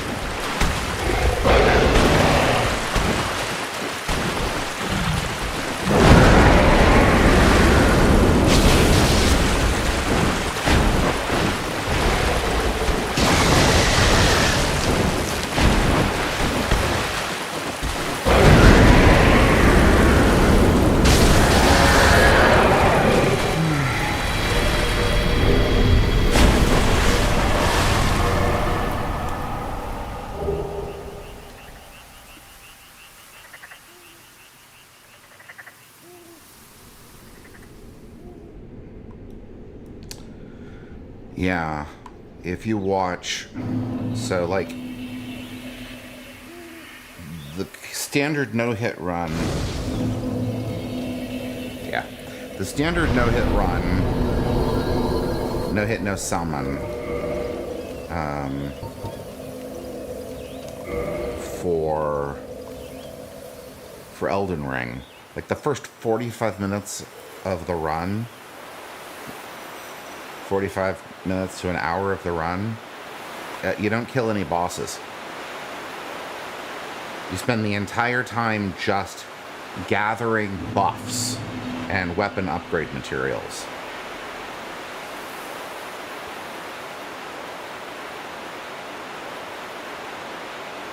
By the time you go to kill Margit, you're a monster.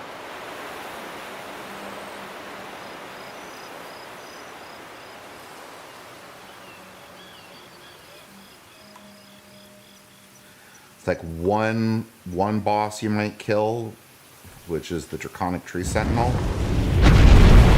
which is he's usually cheesed off a cliff.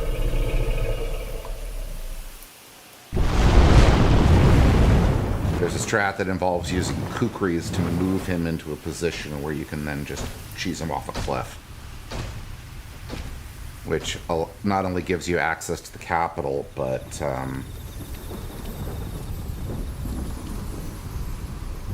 actually doesn't give you access to the capital, does it? No, I think it just mostly you just do it for the runes.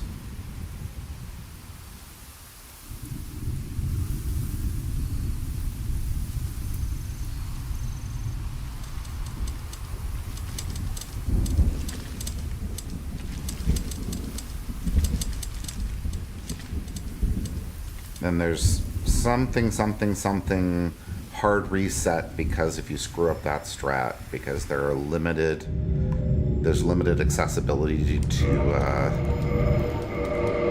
kukris at that point.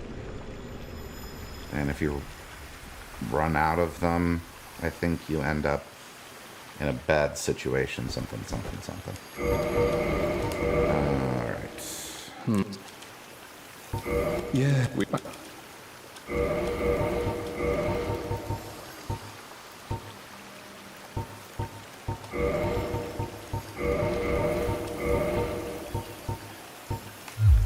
So long. Thank you, Chester.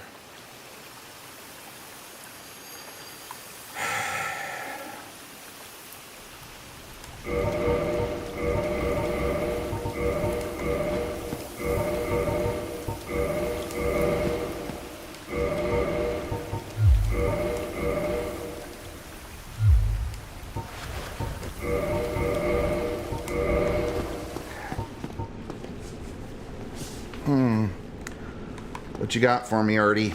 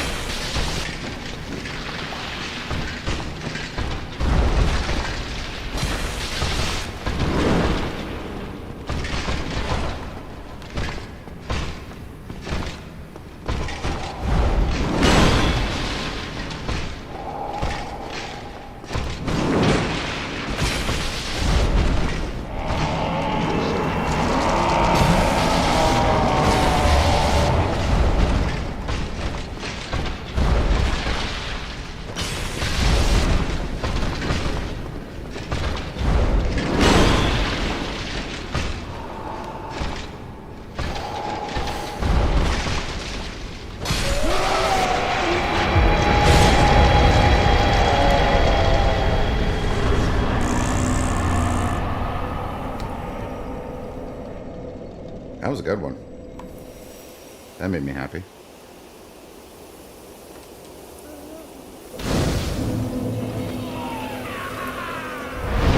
Be right back.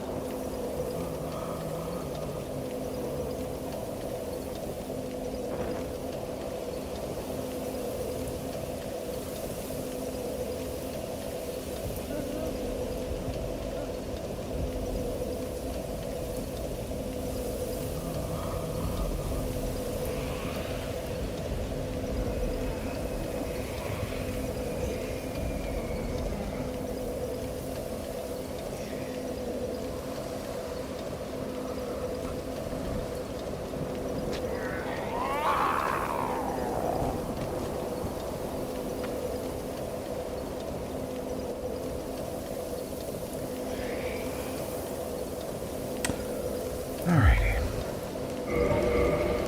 To Lucille we go.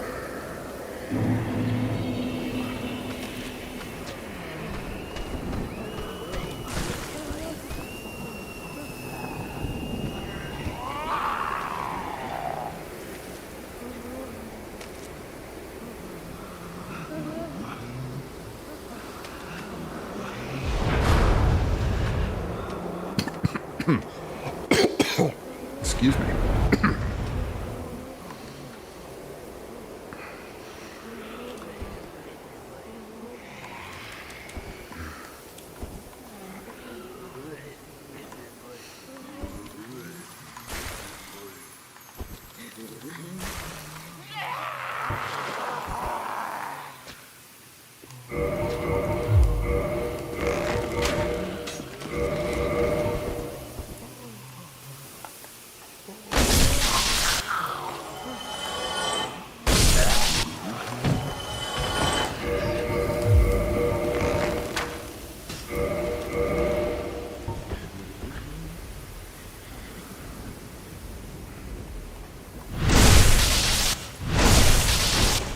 Bye-bye.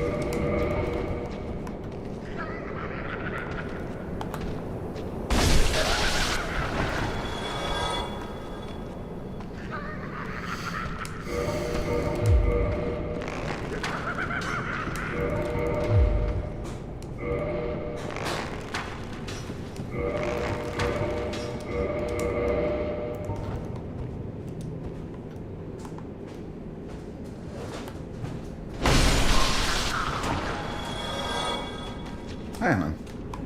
Are you running? I am. How's it going? Other than ONS, I'm hitless. But they were being complete shit. Bitches? Yeah. John's on. He sends his condolences. Thank you, John. So, speaking of wall hacks. Oh shit. So Pinwheel didn't really get me. I screwed up Pinwheel. But yeah, fine. That counts. Thanks for being honest. Alright.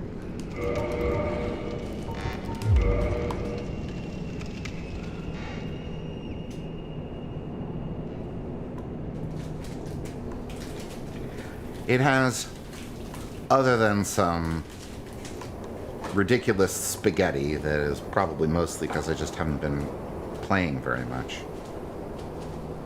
Overall good. It's been a good run.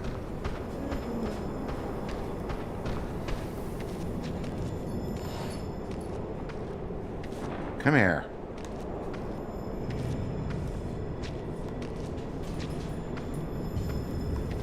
Alright, that'll do.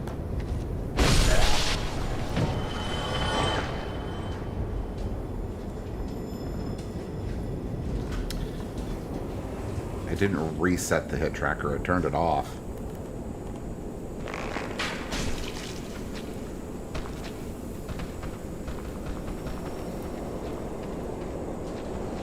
Yeah, this is important for your benefit.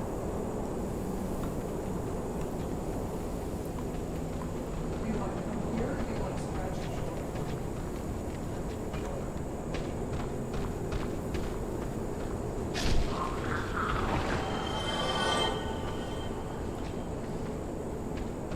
Did Sprocket go out? Yes, he did. Yeah. I didn't realize this is weather is that cold. I'm gonna wake up Xander. Hold on. Xander! Out!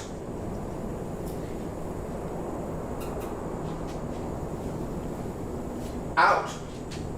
Go on, boy.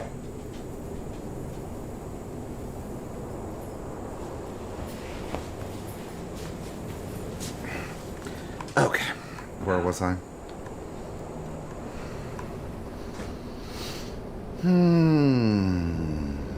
Okay.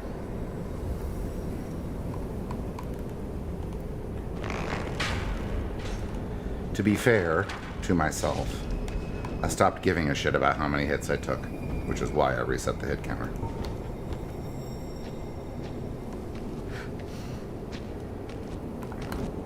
If I still cared, I wouldn't have done it. Alright. This one sucks.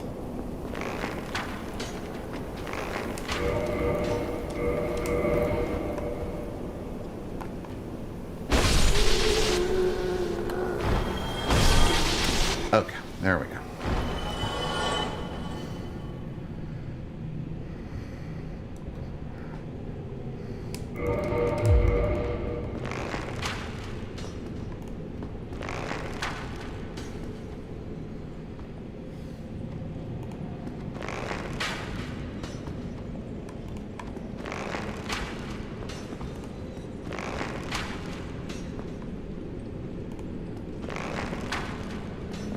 Move.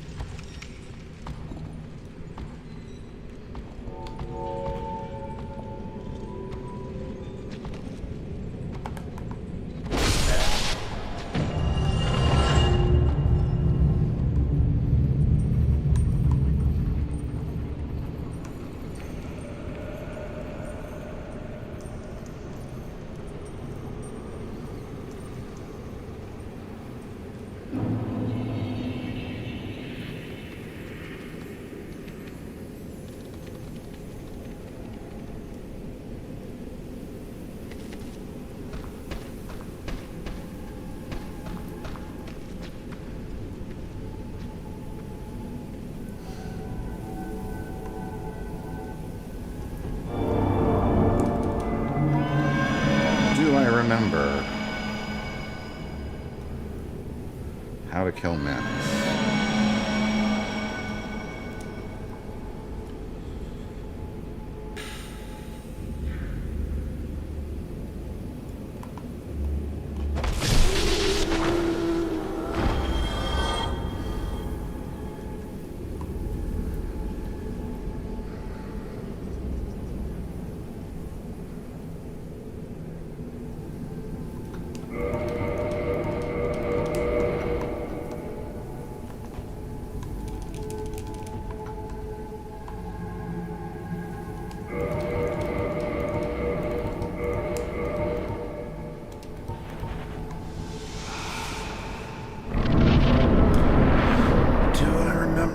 Kill Menace. 1.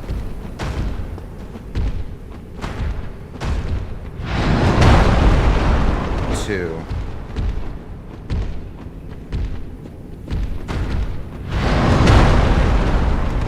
3.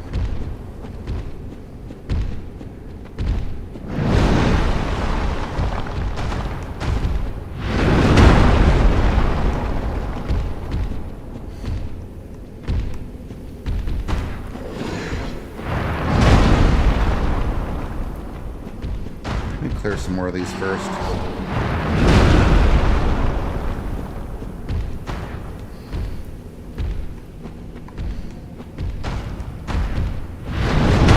That'll do. Nope, I missed anyway.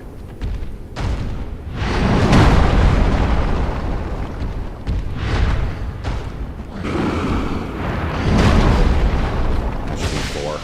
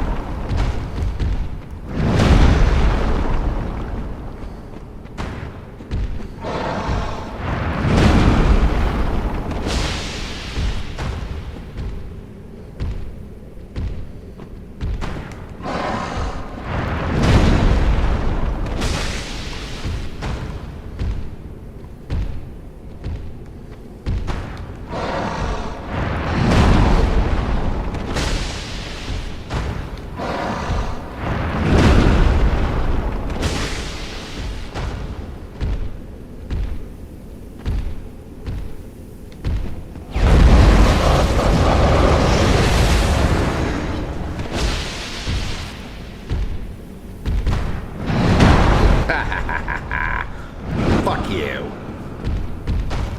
You're not gonna get me with the fucking catalyst today, bitch.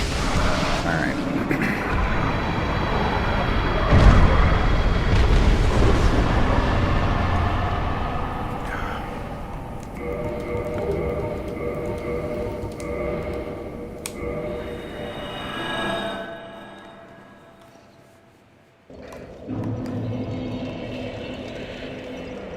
Thank you.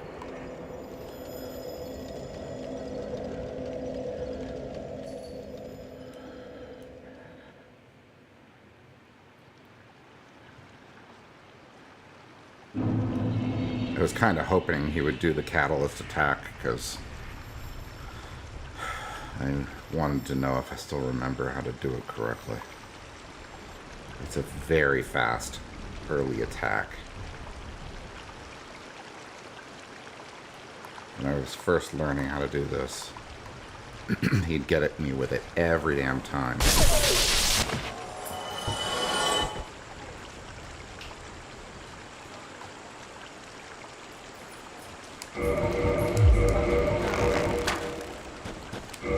Which he is a fucking cow? Yeah. I'm not surprised he doesn't feel well.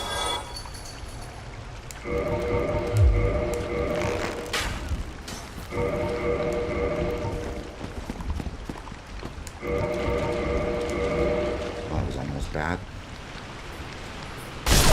Yep. Hi, Sprocket. Hi.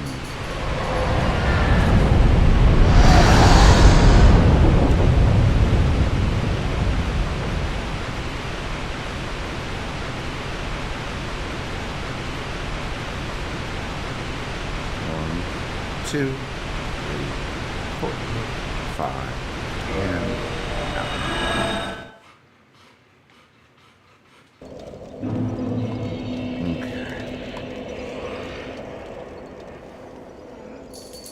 Let us speak.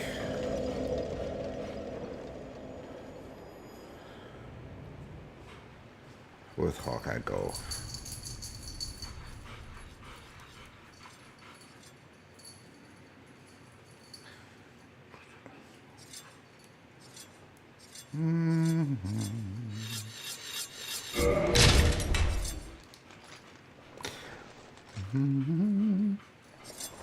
Do do do do do. Hi. He left and he followed. Farewell, human. Tomorrow. Yeah, he's a very nice guy.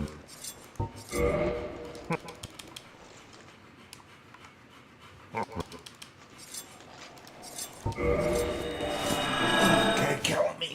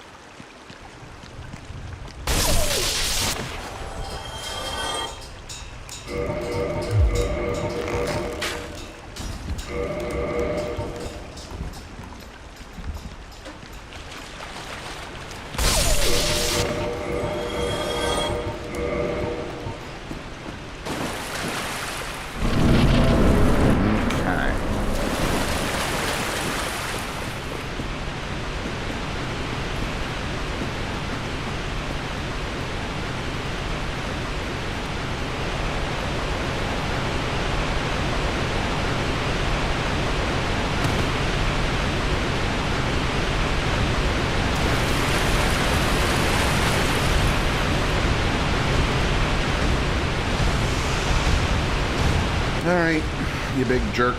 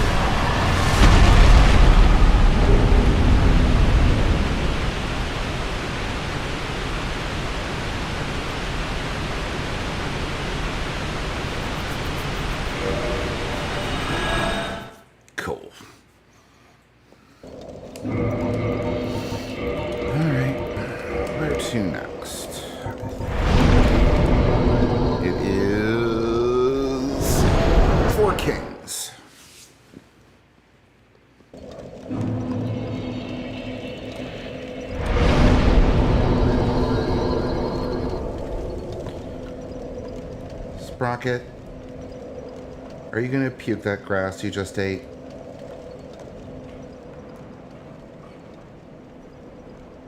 Are you? Please answer my question.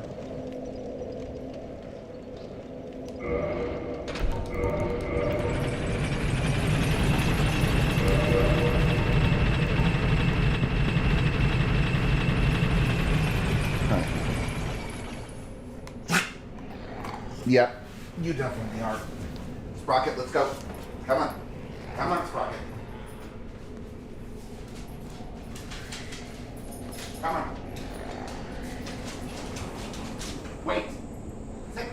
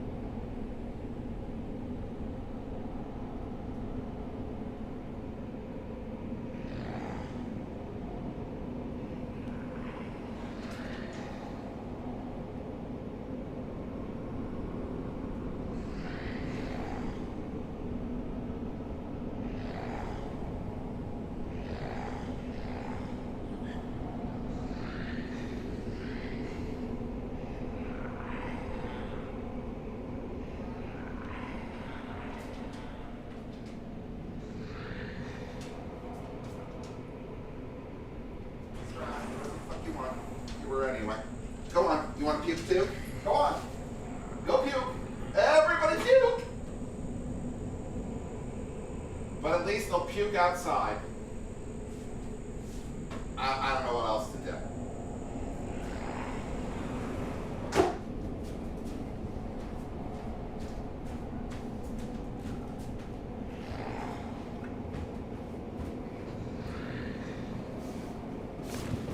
Ugh. Silly dog. Ridiculously silly dog.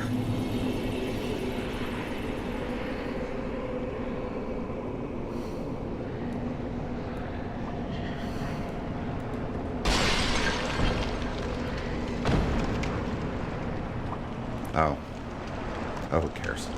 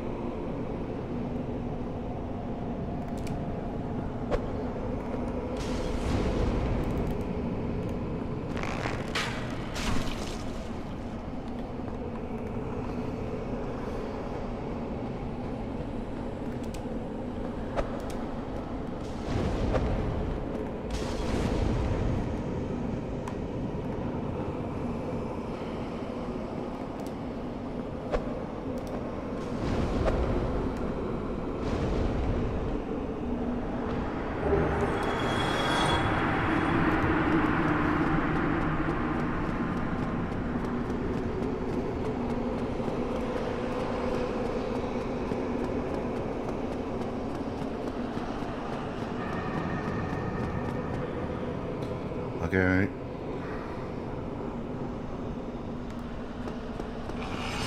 Cool.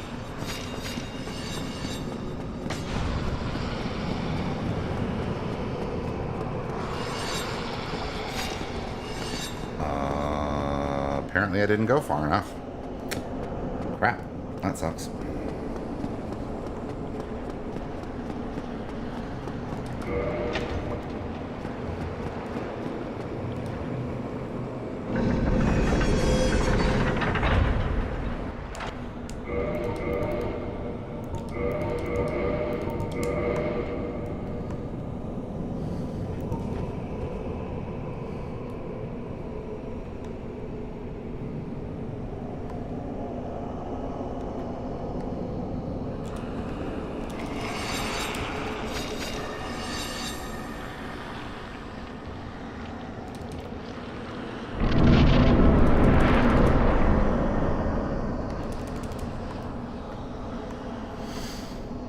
Okay.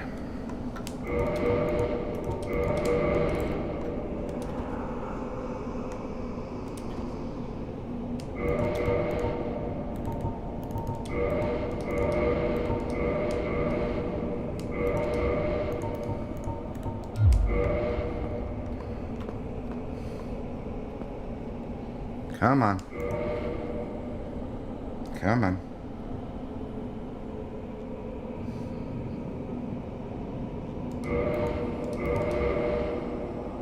Okay.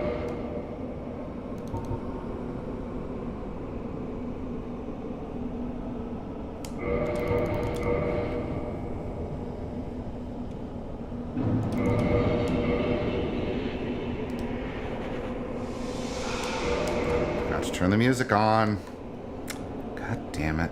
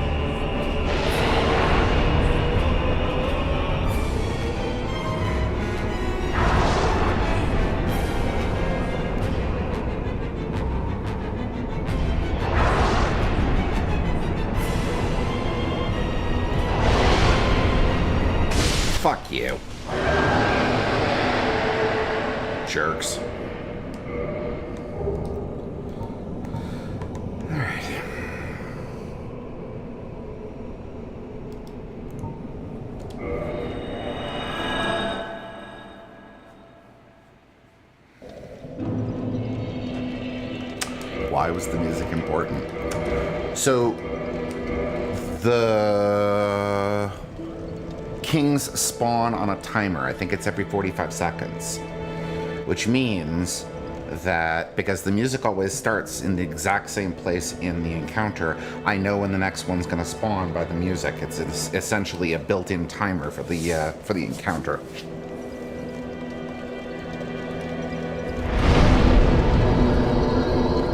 So I know how far behind I am if I'm getting behind.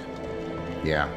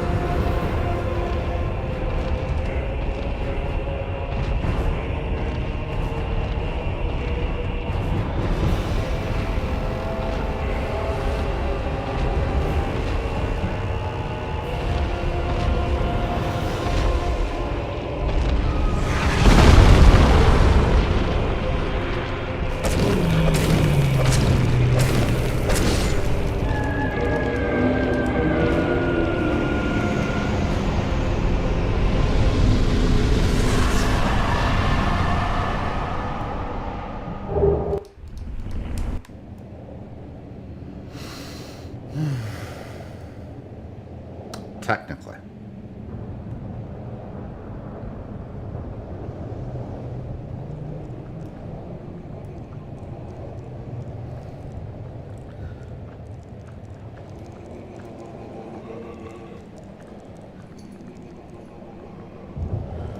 Technically, I could kill him faster with 4 jumping R2s, but because I have to run back the other way anyway to come down here to the Demon Ruins.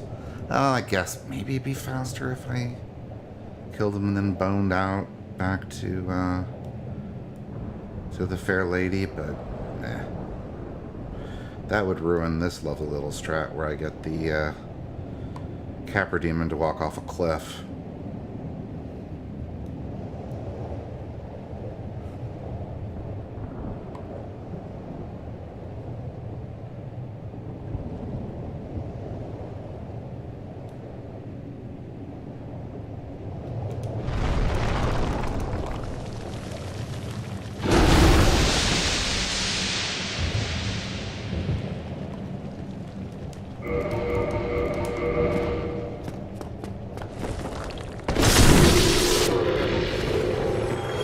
Getting demons to walk off a cliff.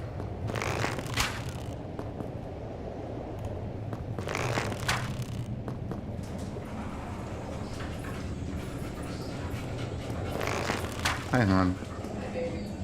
There was some porking at about 100% sure. That there was actually vomiting. Yeah. I am wondering if we should take out this collar. I considered whether or not we should do that. It's still not tight on him. I checked, but well, I was genuinely concerned that you know, maybe the throat swelling was because the collar was constricting or something like that. So I checked it, but it's not. We can take it off anyway. I mean, it's unlikely to be a problem. Yeah.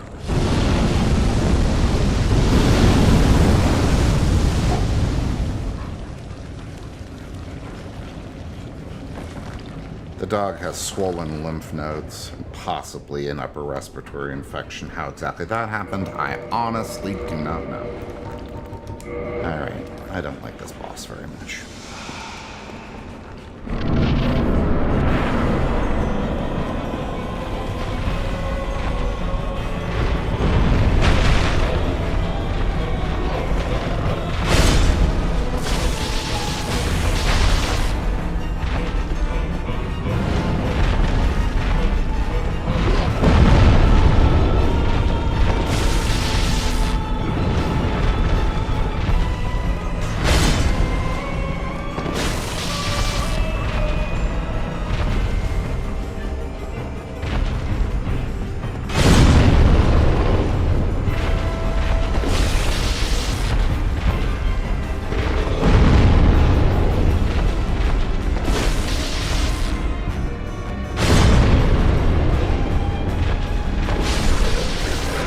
This arena incredibly irritating.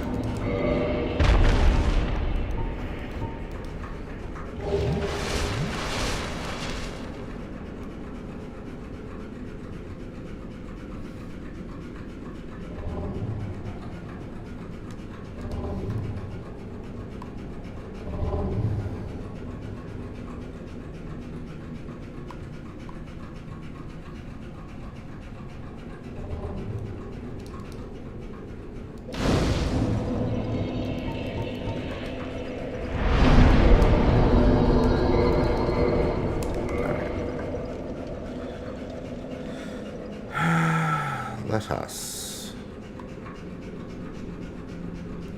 converse with the centipede demon. Sprocket, honey, it's okay. Oh, sweet boy, it's gonna be all right.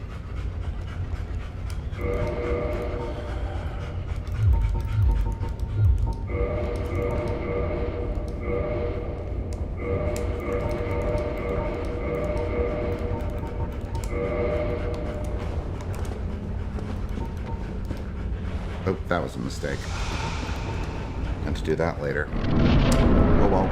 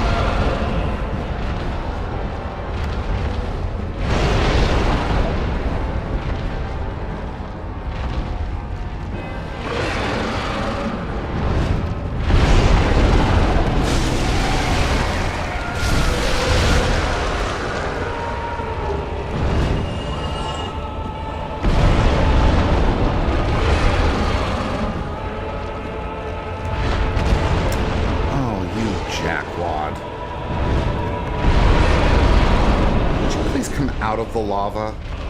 Thanks.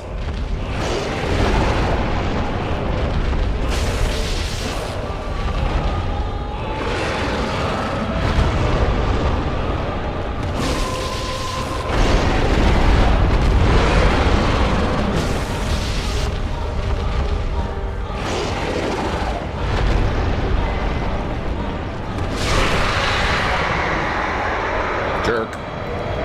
Jerk. You jerk!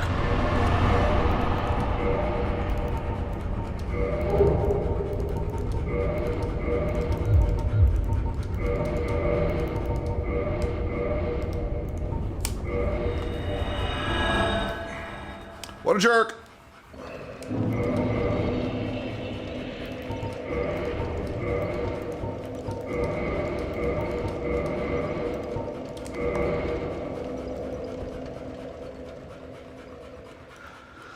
I'm glad.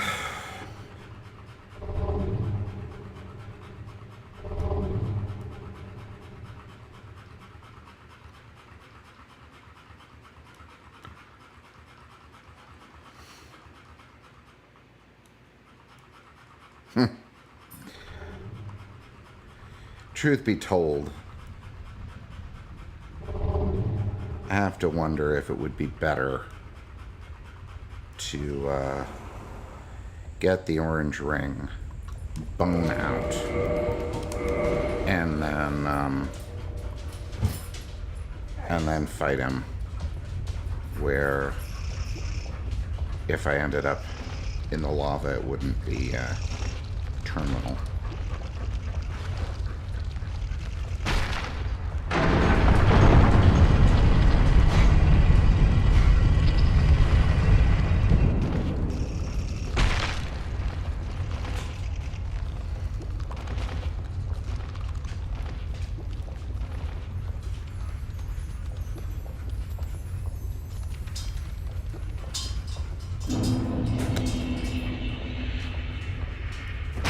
Other than the fact that you kind of end up having to fight him in that tight space, he's not that bad in this game either.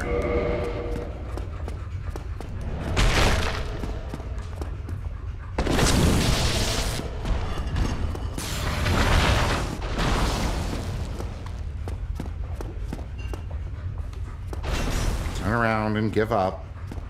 Thank you.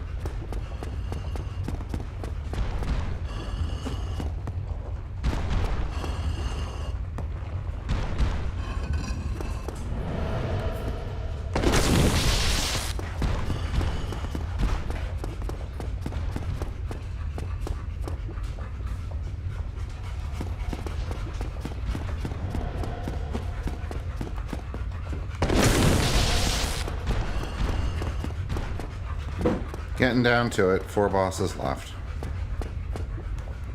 One of them's Priscilla, yeah? Yeah, one of them is Priscilla, which, as previously noted, takes exactly 3.5 minutes.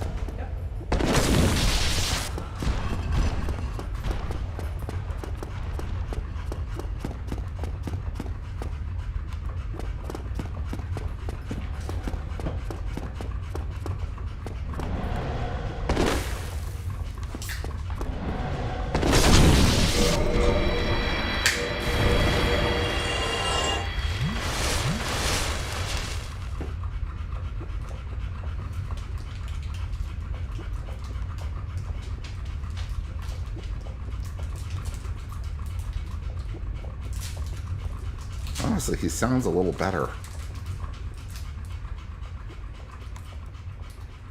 There's less bass to it. Yeah, there's less bass to it. It's not rattling as...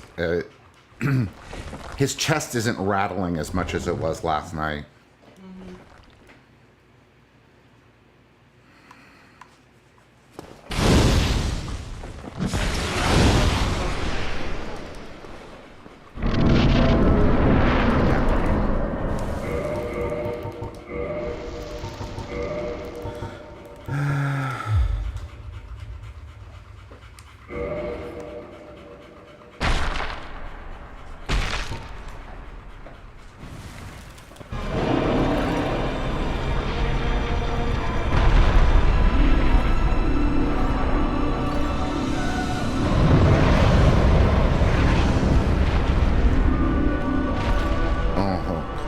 One, two, three, 4, 5, 6.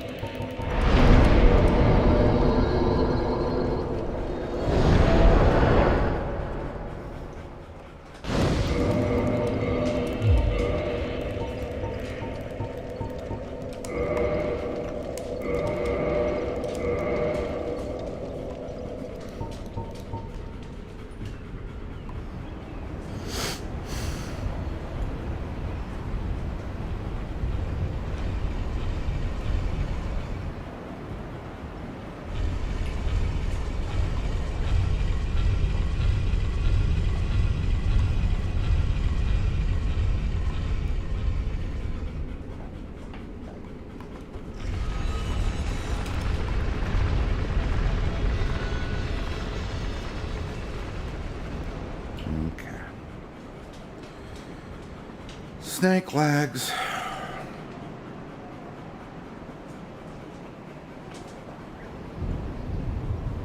He has snakes. 4 legs.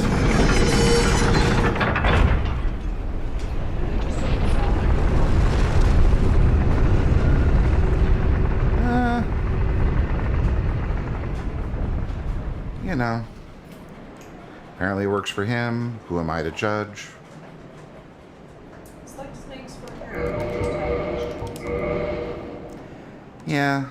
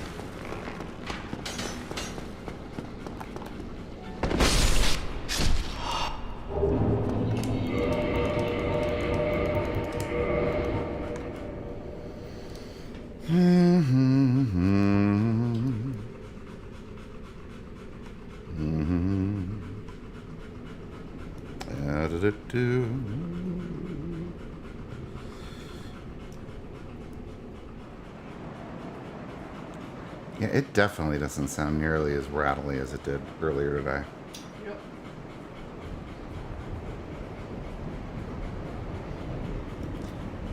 Makes me wonder if he had an allergic reaction to something. Yeah. I mean, I was just out of the yard and there were a fair number of bees in there. Maybe he got stung. Maybe. We'll see how he's doing in the morning. If he's getting better on his own, maybe I won't take him to the vet. I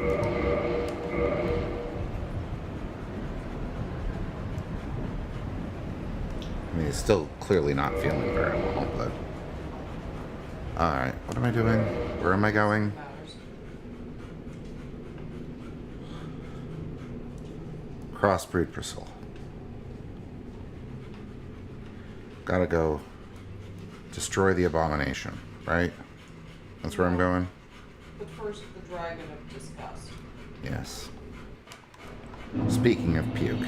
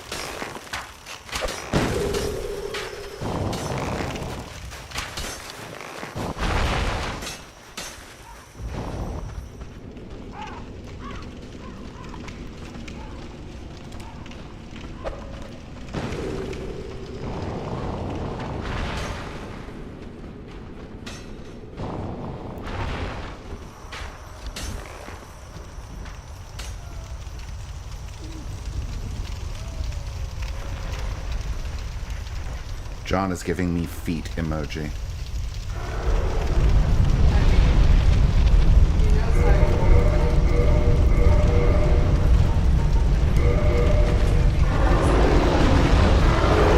I don't have a thing for feet. There are a lot of people who do have a thing for her feet. I don't. Oh, okay.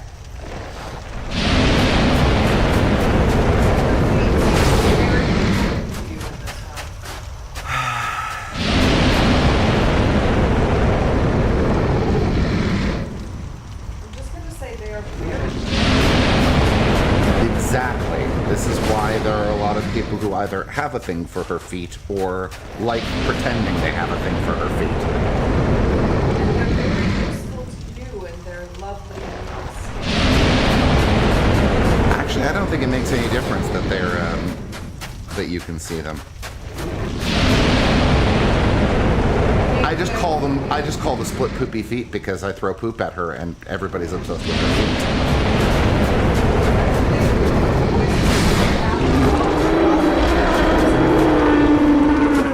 Honey, I don't know whether or not we can apply logic to this or not. One would hope, right? One would hope. Exactly.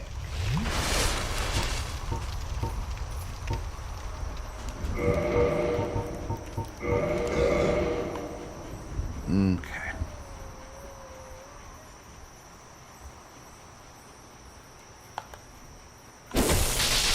All right.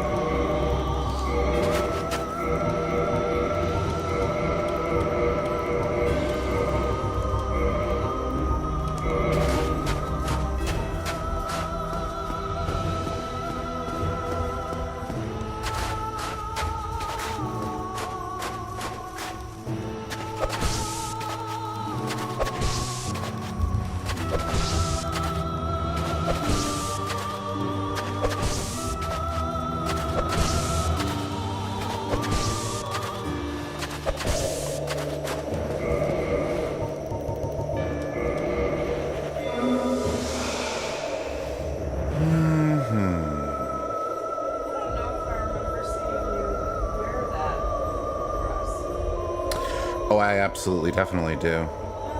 It's actually because of this, the need for the gold hemmed set, that I end up doing her at the end of the run. So that's the set you get for specifically toxic resistance, yeah, and poison resistance too, but it's specifically for the toxic resistance. So yeah, I need the toxic resistance, otherwise otherwise I'll get toxic and die from the throwing poop. But you get it from ceaseless discharge. Yes, because you pick it up. Right, because you pick it up off of his... He got his dead sister, but he does not. Right, exactly. It's not actually Quaylana.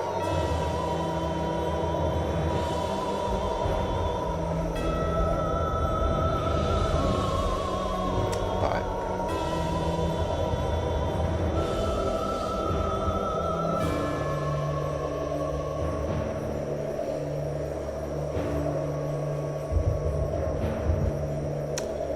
she has 2 minutes and 15 seconds to live.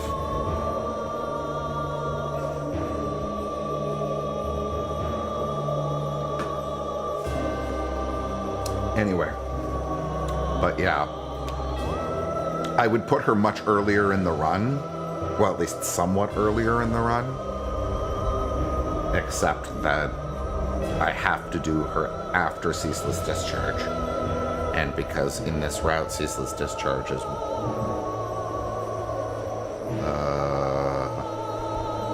1, 2, 3, 4, 5, 6, 7 bosses from the end.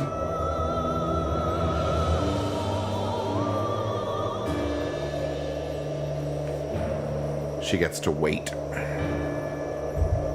until right before Gwyn.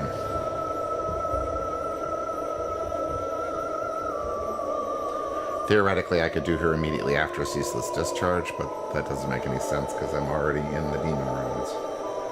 Might as well do the rest of the stuff down there.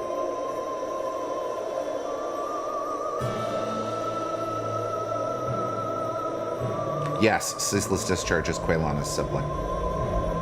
They're both children of the Witch of Izalith.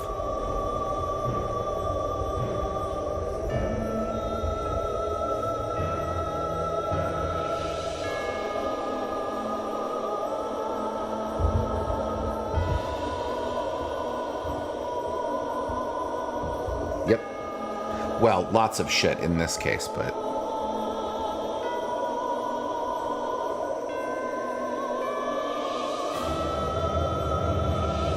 yes. She faked her death and ran away, trying to escape from the insanity that is Izalith. And ceaseless discharge mourns her over the body she left behind, thinking that it's his sister.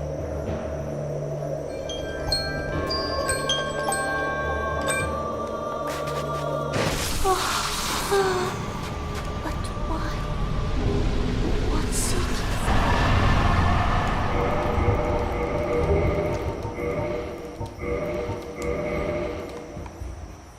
She must have a terrible sense of smell. Priscilla? Yeah. You think Priscilla has a terrible sense of smell? She's been standing in shit for 3 minutes and didn't notice. She's been standing completely covered in shit. Exactly. She's been completely covered in shit for 3.5 minutes and seemed perfectly content to just stand there. Yeah, I suppose it's possible. Okay, we're good.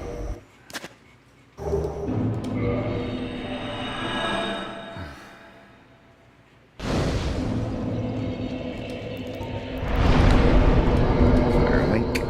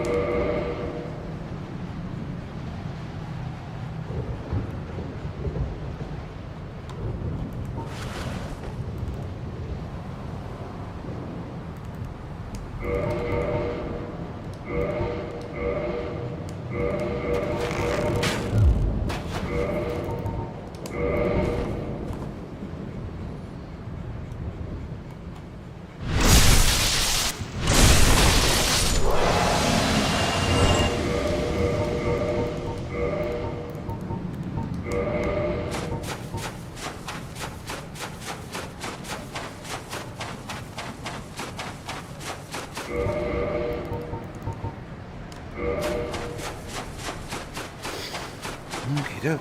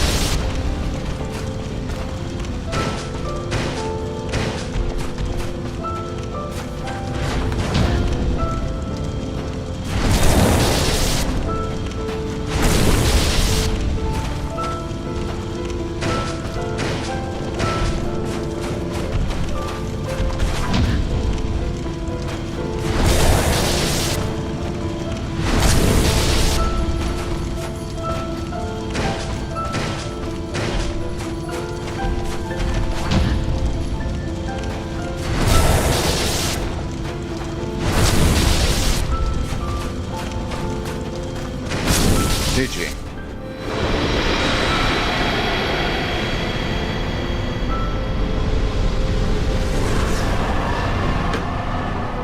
Okey doke. Thank you, John.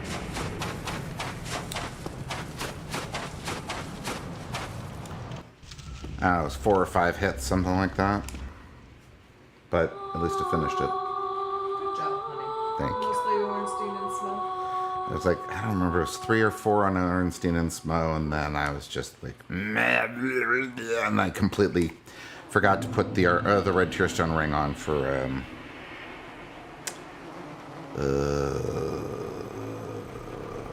Pinion, which is a hit, but it is just a wow, Ben, that was dumb. Good job, honey. Thank you. Yeah, I think that's right. I think it was 4 hits. So one shy of tying my PB. So I just need more O&S practice. And I need to decide if I am... I have fucked up that SMO strategy a few times. And... because you get stuck on him and you can't get out before you need to roll away. And I need to decide if I'm happy with that or not. If I want to do something else. Thank you very much. Alrighty. Well, I think that's it for me. See you later, John. Thanks for hanging out. Hope the laundry got done. Patricia says she hopes the